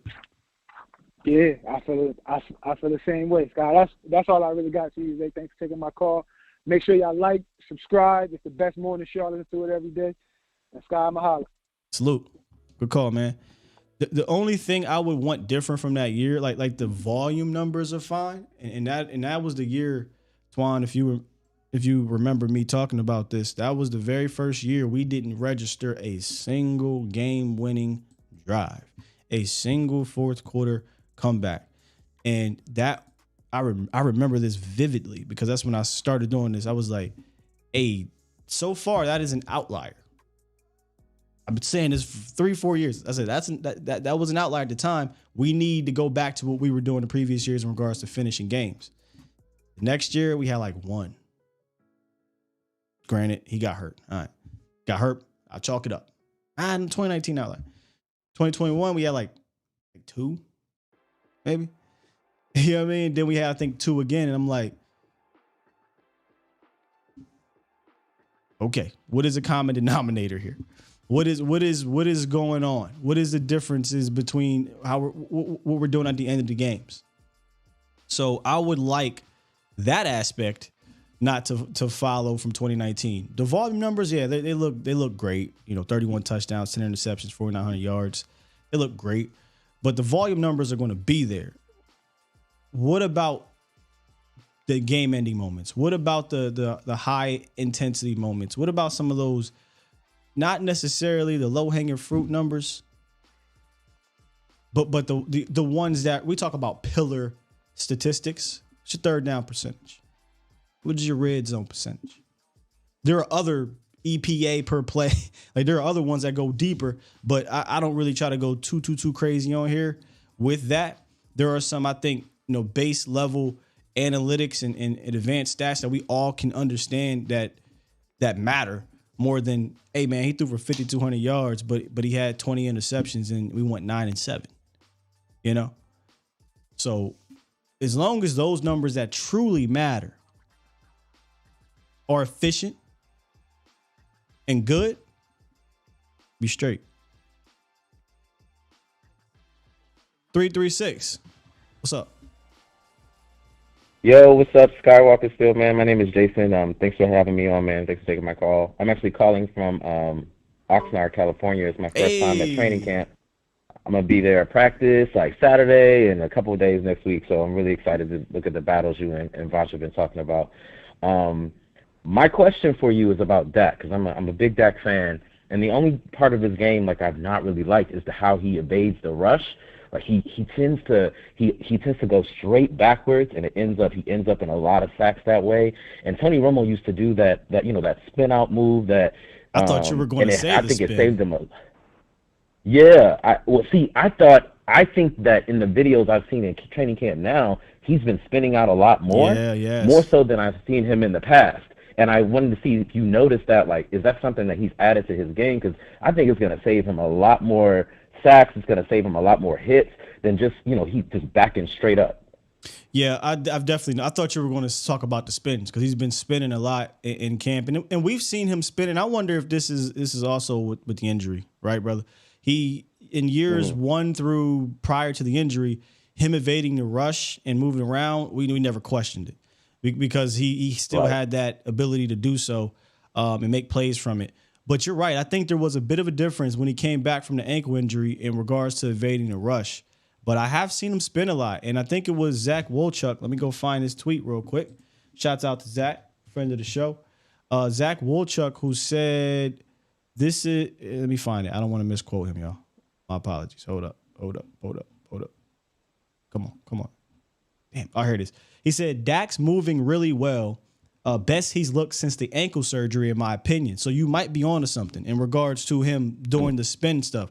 I'm just guessing. I don't have the real answer, but I wonder if we stop seeing some of the spinneroonies and the kind of the big scramble plays because he was still recovering from not only the calf injury in 2021 and not only the ankle injury, but the calf injury too. And maybe now he's just got that confidence back where those two things are behind him. So good observation. I definitely see the spinneroony. And I do remember times where it's like, you could have evaded that a bit differently. I wonder why you didn't. Yeah, and it was like your linemen have made it in a way for you that you can spin out and get more yards. But most of the time, he was backing up into the sack. So I'm glad that that's something that I'm seeing him do again. And you're right, it's probably because just recovering from that injury. But that's all I have for you, man. Thanks so much for taking my call. No problem. The funny thing is, I wonder if it's more of a natural instinct, I think, than anything. But when he is a Cowboy fan, number one, and when he played with Tony for a year, and Tony was famous for that spin-a-rooney, right? But I think Tony's basketball background, you saw it in the way he was like Houdini in that damn pocket and moving around and making dudes miss and ducking, and it was so fun to watch in that sense. Now, it might have gave you a headache sometimes, to fumble or throw a turnover, but he was fun in that aspect. But look, he did that when he first got here until he broke his ankle. I mean, there's quite literally just highlights of Dak escaping pressure and scrambles and spinning like that. But I do think you saw a difference in how he evaded pressure once he broke his ankle, which, look, I get it at first because you try to put your ankle back together. But now maybe the ankle and the calf and everything is behind him, and maybe we will see a different version of his, or go back. I shouldn't say different. Go back to how he scrambled before. I always will go back to this, though, when it comes to scrambling. He said there will be more opportunities in this offense to do that in regards to running, I should say, in scramble than there was previously. And I would love for somebody to kind of explore that, peel back those layers. I want to know what does that mean? You know, I know certain offenses have a 1-2-3 go type of mentality, or 1-2 go, or if you're a young quarterback, 1 and just go. Does that mean this offense opens this up more because of the route combinations? It just gives you the ability to say, hey, look, if 1 and 2 ain't there, or 1, 2, and 3 ain't there, just take off or check it down, where maybe before it was, all right, we're trying to go deep. We're trying to go middle deep, or whatever the combination was, or all curls. So if you run, somebody's right there for you. Didn't allow. I don't know. I want somebody to peel this back and ask them what about this offense gives you more ability to scramble and run more? Because if you look at the numbers, again, I don't think this is a coincidence. His first 3 years prior to the shift with Kellen, go look at the number of scrambles that he had. They were always in the high 20s, roughly, like 20 something or high 20s. I think 1 year was even in the 30s or whatever. If you go look at when Kellen, it was barely, I don't even think he ever cracked 20. And again, ankle injury, maybe that is a part of it, but it was very low. And I want him to just, hey man, tuck it and go. And we've been seeing that in practice a little bit. So it is something to take a look at moving forward. We won't see it in camp. We'll have to wait till the season starts, but I walk him run scrambling Dak Prescott. Y'all know how I feel. Look, I'm not saying he got to run the ball 7 times a game, 8 times a game, but I think twice you need to put that legitimate read option in there, right? I think Dak should go into every game saying, look, I am purposefully going to take off if 1 and 2 ain't there to put that in their head, right? Because Dak can throw on a run very well. We've seen him do it in playoffs. So he had a couple pass attempts and completions and touchdowns where he's moving, whether it be play action, whether it be evading pressure, moving out. He's made a career out of making highlights on the move. But it's just that threat of running that I think makes him different than just a standard drop back passer. Yeah, he ain't, and I brought this up before, it's more of a Aaron McNair type than it is a Michael Vick, a Justin Fields. He ain't that, right? But McNair was a guy that was able to scramble, make plays with his legs and things like that. Shout out to Mel in the building. My guy Mel, you dropped this old picture of camp from back in the day, and I'm glad you're here because I was going to comment under it, but I forgot. I did something, forgot. It's so crazy to see the difference in training camp access now from fans and whatnot. I think you were talking about how there was no VIP at that time. This is when D-Ware, Dez, and all that stuff. It was just everybody was able to be there up on the fence just watching practice, and it wasn't as crazy as it is now. Social media, Jerry Jones, they can't even talk trash now at practice apparently. But I was going to put under your tweet, money, bro. Jerry realized that was a money grab out there too, I think. And that's why you see what's happening now where he's charging $250 a day. $250 a day to get that quality access. That's crazy to me, man. That's crazy to me. It wasn't even like that just last year. You could be up on the fence. You get there early, you smack dab right there. You gotta get there early. Or you pay the $300 and you get the special treatment, but the $300 carries you all year. Quite literally all year. Training camp at Oxnard, training camp here, VIP access, the food, discounts at the pro shop. You get free tours at the Star and all that stuff. $250 a day till this day. That's crazy. I digress, man. This dude crazy. 325, what's up? Hey, what's going on, man? What's going on, Will? What's up with you, man? Hey, I've just been waiting to listen to the kind of calls, man. All the callers getting me excited about the season, man. I'm feeling pretty confident if we can get this O-line together, Will. Bro, this is the like, off season. Like, to say it with your chest. I'm to the point. You know what I mean? I'm saying I'm like, fuck a kicker. It ain't gonna be close. Fuck them. Like, you know what I mean? That's where I'm at with it. Like, hey, you know, what if we have the number one defense, scoring defense in the league, and the number one quarterback in the NFC? Like, doesn't that mean we go to the Super Bowl? Like, Will, like, doesn't like that formula work? Because I think that's what we got. If you can look into a crystal ball and say you got the number one scoring defense and the number one quarterback in your conference, I mean, yeah, I mean you could definitely put money on that going to the bowl type of situation, right? But and like, we just I just want to know if like, because my friends are saying I'm biased. I'm like, but do we not have the best defensive player in the NFL? Am I crazy? I know, or is that real? Because you know, and I was like, well, you know, they're like, oh, but the linebackers. I'm like, well, that dude did win like a Buckets award or something, right? Like they just hand those out to everybody, Will, you know? Oh, you're talking about Damone? Yeah. Like, yeah. But hold on, though. He's going to be in his second year. But let's go back to what you opened this up with. Okay. Let's go to that. If I got a top quarterback, which I believe we do, a top quarterback. If I got a top defense, which I believe we do, the question mark is, like you said, that offensive line, brother. Like so if the offensive line is going to be bad, which I don't think it will be, but let's just say, all right, you got a bad offensive line. We have to work around that. We have to game plan around that. We have to make sure we can combat that and mitigate that weakness. That's gonna start from the top down. That's gonna start from the front office, maybe getting in quality depth. That's gonna start with Mike McCarthy, making sure that we are game planning around that. And that's gonna start with Dak Prescott understanding maybe I can't, have a five-step drop, or I can't give that extra tick. I can't, wait for somebody to get open. I just got to go and run instead of trying to 1, 2, 3. You're 100% correct. Yeah, you're 100% correct. But you know what also, Will? Like, I'd like to say is, like, and I've been down Cowboys fans for a long time.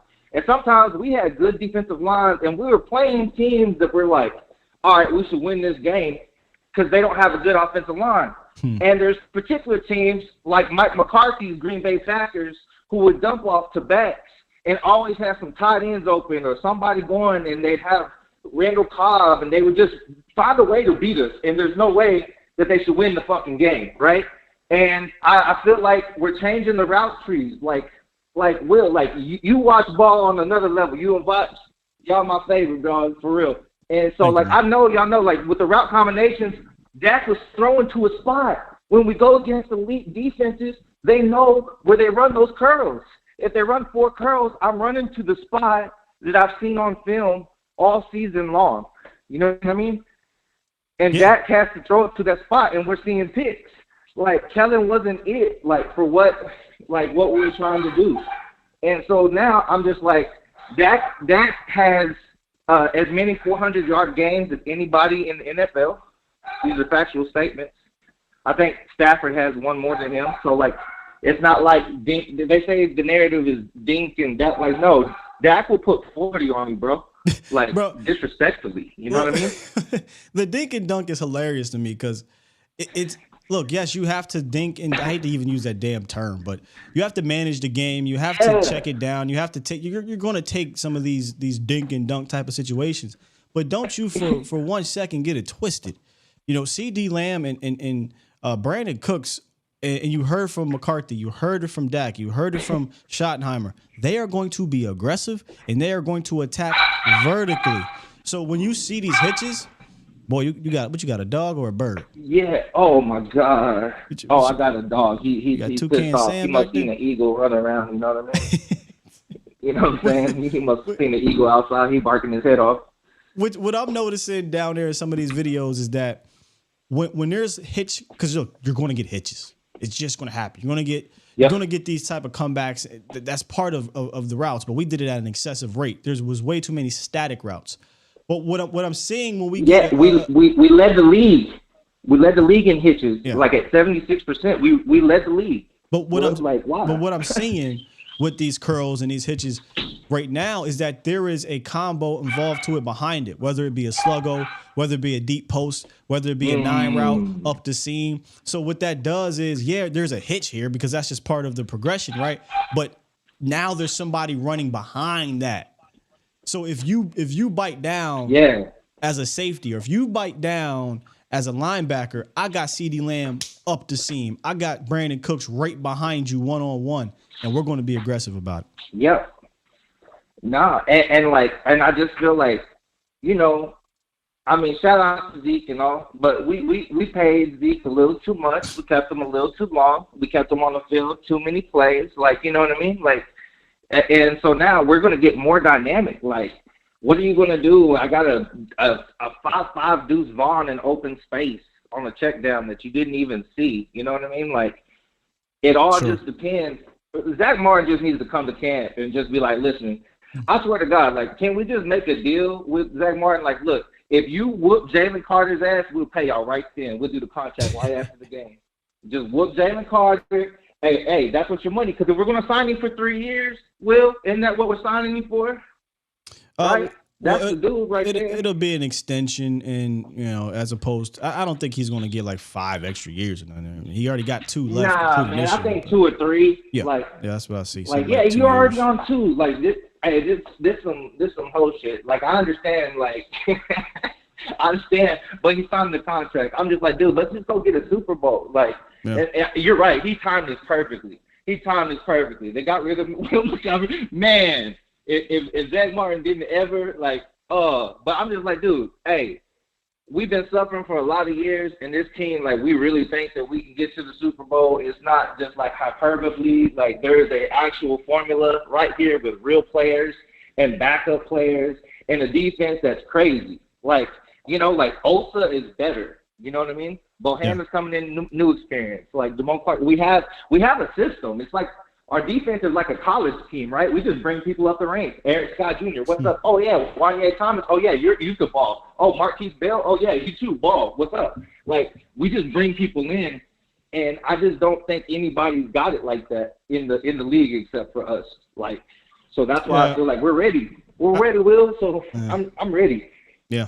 Hey, man, fantastic call. I could definitely feel that you're ready, man, and the passion behind you. Love it. Appreciate it. All right. Anyway, have a great day. You too, man. Shout out to Of course. Shout out to my guy, my brother from another Vosh Lombardi live. The one thing we don't probably talk about enough anymore because we got so many good players we like, right, on defense is that what I think separates us is the fact that Dan Quinn is the guy doing it. Y'all know about the other defensive coordinator that I'm fond of, and Vic Fangio. I think Vic Fangio is one of them ones too. I don't think there are offense. You got so many offensive coordinators with great minds and put together great schemes and produce all these offenses year in, year out. I don't think there's that many defensive coordinators that are like on Dan Quinn's level. You know what I mean? Like, there's a handful that are like that. And that's why I'm just thinking, man, maybe Dan is like, you know what? Did the head coach. Different responsibility. That's a different responsibility that adds different pressure. I hope and pray Dan turns into, always do this, Dick LeBeau. Because there's Dom Capers and there's Dick LeBeau. Dom used to be a head coach at one point. I want to say this, now I'm testing myself here. Panthers? Right? I can't remember if Dick LeBeau was. I think he might have had a year. I think he might have had a year somewhere. But Dom Capers and Dick LeBeau both said, man, I tried this. I'm just going to be a career defensive coordinator. And he got a Super Bowl Don Capers with Mike McCarthy.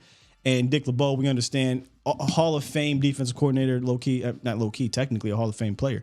My hope is that DQ says, I did the head coach thing. I know I can get the head coach money, but you know what? If I could be Jim Johnson, Dick LeBeau, Dom Capers, these guys that are etched in stone in their franchises as defensive coordinators.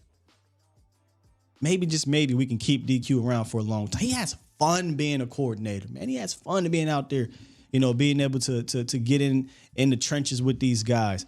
I don't think he's going to have that same type of fun as a head coach again. And I know everybody wants him to be the next head coach of these Dallas Cowboys. Let me tell you something right now. This ain't that. And what I mean by this ain't that, this ain't Atlanta. This ain't that, man. You got it plush right now, bro. If anything goes to shit, Dan Quinn will never get that heat. Never. Just won't. Right?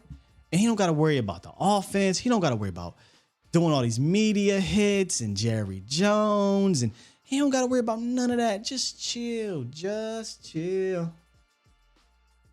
You know what I mean? Just chill. And continue to be the GOAT that you are becoming at defensive coordinator. If Dan Quinn can come to grips with that, I think Dan Quinn will stay here for a long time. Let me throw this out there. As long as Jerry Jones pays him like that, because if Houston, they got the boy D'Amico. If Carolina, if whomever come calling and saying, "Hey, dog, we'll pay you whatever it is, we'll pay you highest paid." Now, Jerry, there is no salary cap for coaches. Match it. You got the bread. Match it. Keep him here. That's about the only other way he'll probably leave a situation like this. So, and this is me trying to speak it into existence, y'all. This is me trying to do that. Because so many people get on Mike, but Mike knows how to build a culture. Not saying that Dan don't, because Dan is building his own culture. But you don't coach for 17 years, for 13 years, 5 NFC Championship games, Super Bowl, building different versions of teams and always having a quality culture and locker room. Like, you don't do that if you aren't good. Mike has been good here. He's also been good dealing with the bullish that comes with coaching here. Not everybody can be built like that and do that. So I think we should give way more credit to Mike McCarthy because he's about ball and he knows how to do it. The difference is and look, man, Jason, it is what it is. He didn't know. He ain't know nothing. He was learning on the job. The worst place to learn on the job in the National Football League is Dallas. It's the worst. You can't be learning on the job here, bro. And if it wasn't for the relationship with Jerry Jones, he would have been gone. I digress. I don't want to get too far into it.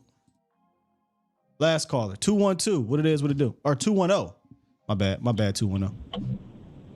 Yo, brother, how's it going? I'm good, man. I had to get you in here before I kept talking about this. Yes, sir. Great shows all week, man. It's been awesome having all the guests and everything on. I don't know why my supers aren't going through or what, but I kept on trying to put that my dream .com show would be you, Brian Broaddus, No C, and then Dave Hellman, and you had 2 out of those 3 already on there, man. That would be a great damn show. I'm trying to get Dave. I'm trying to get Dave because see FS, and I'm saying their name again. They think they slick. They pulling all this bullish foolery right now without the one dude that'll shut all that ish down, and that's Dave. Exactly. You know what I'm saying? So yeah, Dave is my guy, man. Appreciate you. But I'm a huge college football fan. My favorite team is TCU, and seeing Turpin the way he's being integrated now into the offense, and all these videos of him diving on an out route for the ball, that's all we used to see from his freshman year on. While he was with the program, I'm really excited to see him come on, hopefully do that here. Bring that same freaking spark to the offense. What I love what I'm hearing about it is McCarthy the other day came out and said, he's now a part of the actual wide receiver rotation, not just gadgety stuff. And we talk about that a lot on Vacha's show. We don't want Turpin to just be the gadgety player. I'm not going to lie to you. I did call him that last year at one point. I said he's a gadget player. It is what it is because that's just how they were using him. Yeah, that's all they used him as. Yeah, right. Yeah, exactly. But that didn't mean he didn't have some skill sets to do these underneath things from a slot standpoint. And that's what we're seeing, and I appreciate that they're trying it. Yeah. So he ain't just a gadgety player right now. He's being worked in that rotation, and you already know he's part of my explosives. And if he can be involved, I think it'll just make this offense that much more dangerous because you got another dude you got to worry about that can take a 5-yard route to the crib. Hell yeah. Appreciate it, brother. You have a good show. All right. Salute, man. Appreciate the TCU in the building. I met a TCU, I don't know, I'm sorry, but player. And the only reason why at the airport I knew he was a TCU player, some guy was waiting in the line or whatever. He took a picture with him, and I heard him talking about football. He was right in front of me. And he was like, yeah, he plays at TCU. And I'm like, I wonder if he played with Turp. And he's like, nah, I got there right when Turpin left. But he said he heard nothing but great things there, though. Obviously, Turpin, when he signed with the Cowboys, TCU was getting a lot of publicity about it. And, you hear nothing but good things. And you put on the film, you see how explosive he is and things like that. And clearly, this team is not afraid to utilize these young, when I say this team, I mean McCarthy now running the show on offense, is not afraid of smaller guys. You drafted one, 5'5" guy, out of college. So use them. Use these explosives. What is the point of having them on the team, on the roster, on the offense, if you're not going to use every inch of this field and they can be involved in that? And that's another thing when you hear these,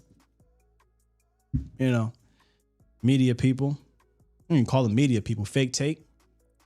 They're going to run the ball. They said all they're going to do is run the ball.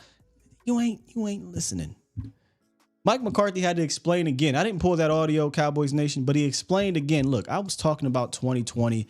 Y'all caught me. We was having a good time, and I didn't realize that, this was going to go viral. I'm not talking about we going to run the ball all damn game or whatever. But he said, and this, I wish I would have pulled it, but he said, what we were doing in 2020, nah. We're not doing that anymore. We are going to run the ball a little bit more than we were in that 2020 season in his first year there, or call it differently. And he said, I liked how we had a distribution over the last 2 years. But he said that we're going to be about winning with our perimeter players. That's how the league is won, in today's era, is with our perimeter players. But it is important to run the football. And he said something along the lines of there were still things they were doing over the last 2 years that didn't jive with what he thought was best for his offense and his quarterback. So, and hence why you see the philosophical differences. Now I'm calling plays, et cetera, et cetera. So we'll see if it works. I feel confident it will. Good stuff today, man. I told y'all I had time today. We got through all the callers. Appreciate y'all for calling in. I'm going to go ahead and get to these super chats. I'll jump into the chat. I think the chat might have been messing up a little bit. Let me go see here. Facebook is still on. All right, YouTube is still on. I think we're still good then. Let's read these super chats right quick. We started off with Towboat Ty. Let's start off again with Towboat Ty. Super chat. He dropped 5 and said, when it comes to the media and the Cowboys, they will always try to make... I already did that one. What am I talking about? Towboat Ty was yesterday. My bad. That was the other one yesterday. Okay, here we go. Twan. Shout out to Antoine Okafor in the building. Ain't seen you in a minute, man. Super chat. We got so many Twans. Twan said, drop 10 and said, question for Danny. When does... Can I press the button for this one? So this is Twan's question for Danny. Okay, so then, now, when does crack? Now, so the cocaine's happening. When does that crack come into play for you? That's the question for you, Danny. I can't answer that part. That was a good one, Twan. He said, also, you heard Shady say Dak's teammates don't respect. Yeah, bro, I heard that, man. God, I don't. See, this is actually real shady. That's what makes me. He does good things for my city, man, and personally and all this stuff, but I don't like this, bro. This is kind of whack. But see, the problem is we've turned him into a villain, and he is relishing in it. And that's him. But I'm gonna leave it at that. Dwayne, appreciate you. He dropped another one. I'm about to start calling it the Super Chat. The new PC fund.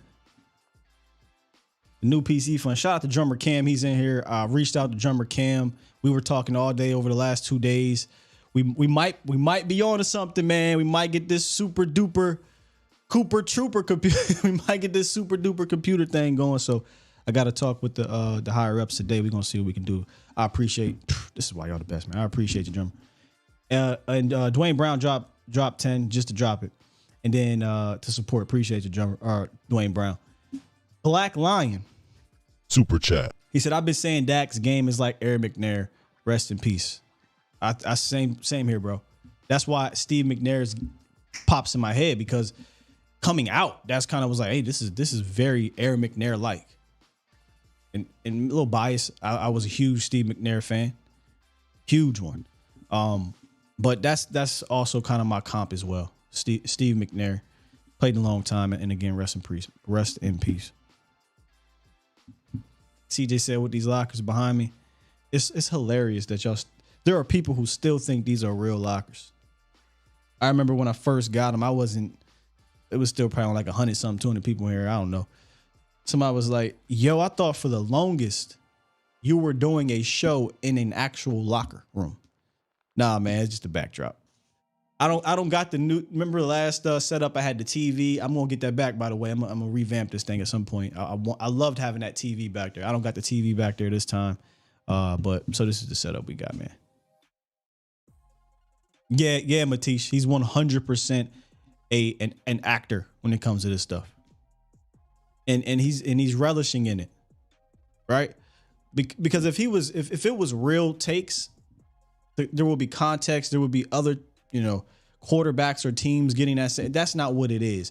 And he's infected other people on that damn show. But hey, what the Dak said, they asked Dak about it. It's like, hey man, they paying him a lot of money. So, get your money, man. Get your money. They're paying you a lot of money. Let's see here. James said Kirk, Josh, Jalen Hurts, Geno, Aaron Rodgers, Tua, Daniel Jones, Sam Howell, Brock Purdy. All have to throw against this elite secondary. They will all get intercepted. I think so too.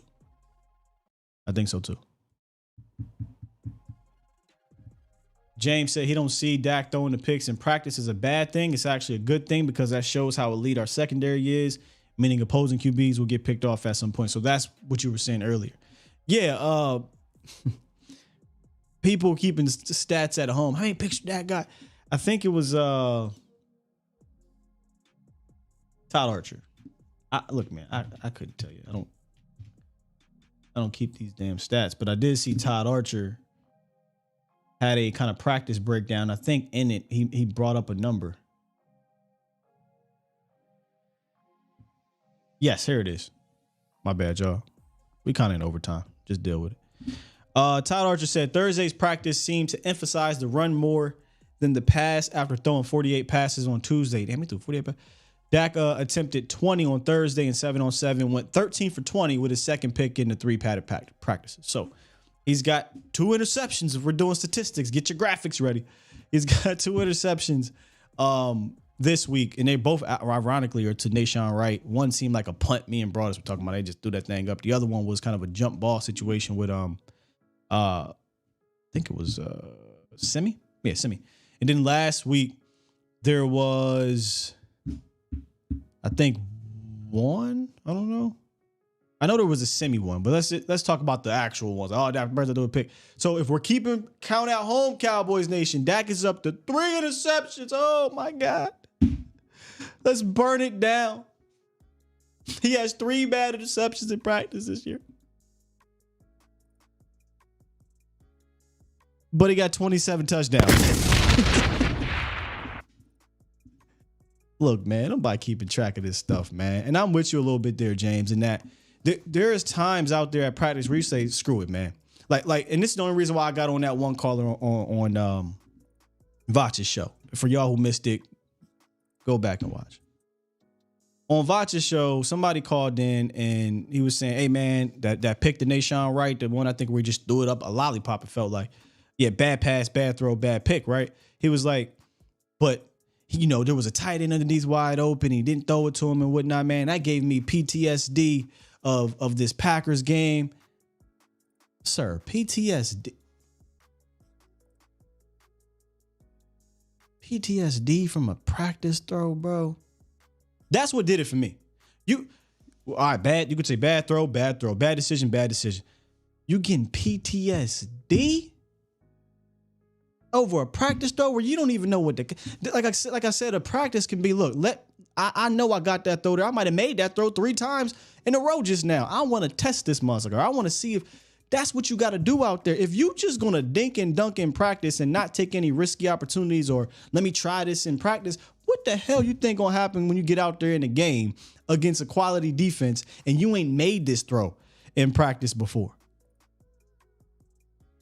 But you getting PTSD over your stomach is twirling. You having nightmares when the Browns and the Jets are playing. You sweating because you thinking of a Packers game when Dez Bryant dropped the ball or something. Or I don't know. He brought up a Packers game. I don't know what he talking about.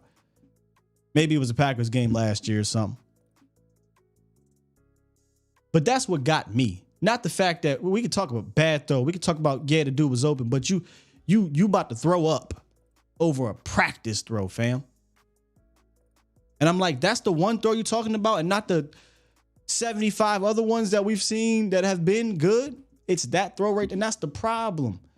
If this has happened in the regular season, whole different story. Deep balls, he hardly getting intercepted anyway. I think he had like 3 picks last year on the deep ball, which was the lowest of all his balls. Pause.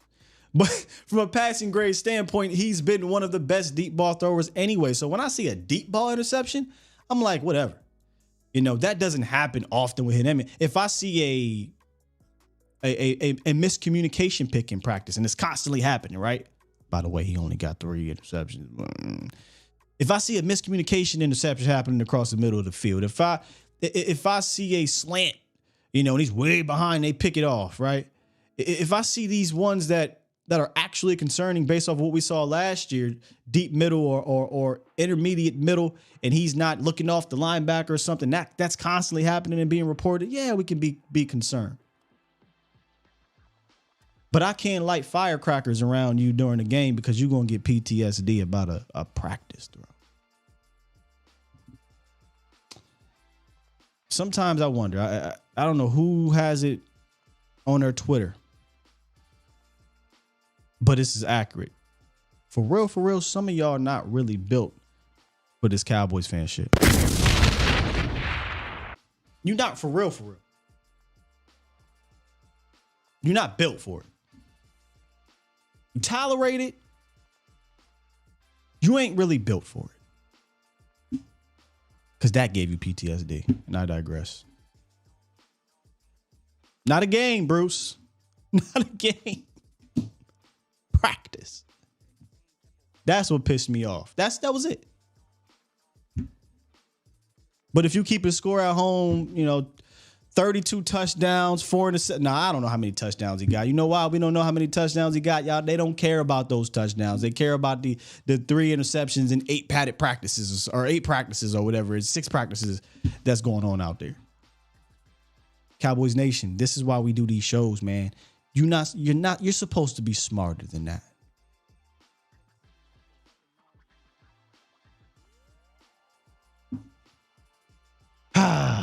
Good stuff. I can sit here and talk to y'all all day.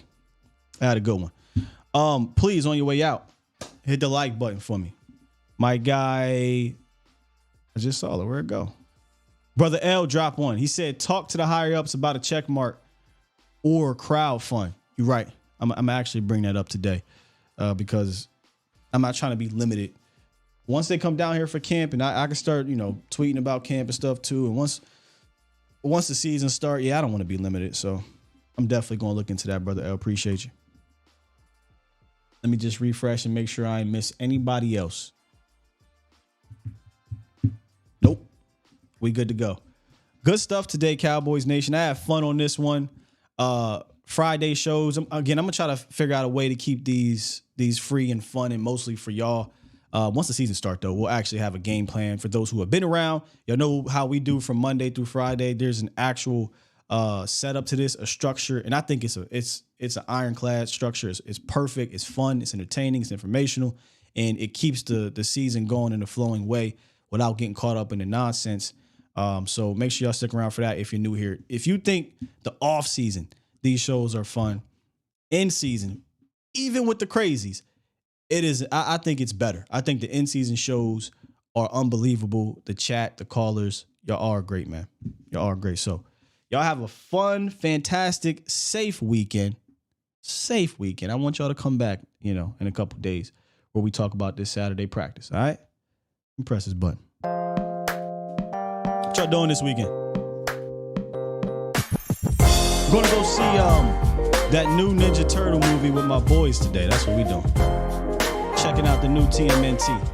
I already put them on the old school dips. Ain't nothing touching the 90s ones. But this cast they got for this new one, I definitely gotta go see that one. Pool party? That sound dope. SummerSlam. Oh yeah, tomorrow. Follow me on Twitter. I'm gonna try to be talking about this SummerSlam. They got the Battle Royal and my guys in there. Let me talk to you. Love you. Peace.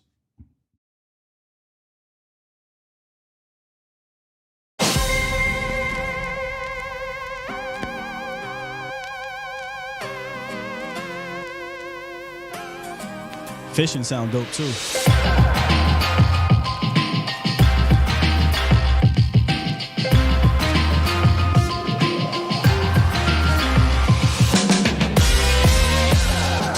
bro Sean in the building. If you watching it live, bro, hit me.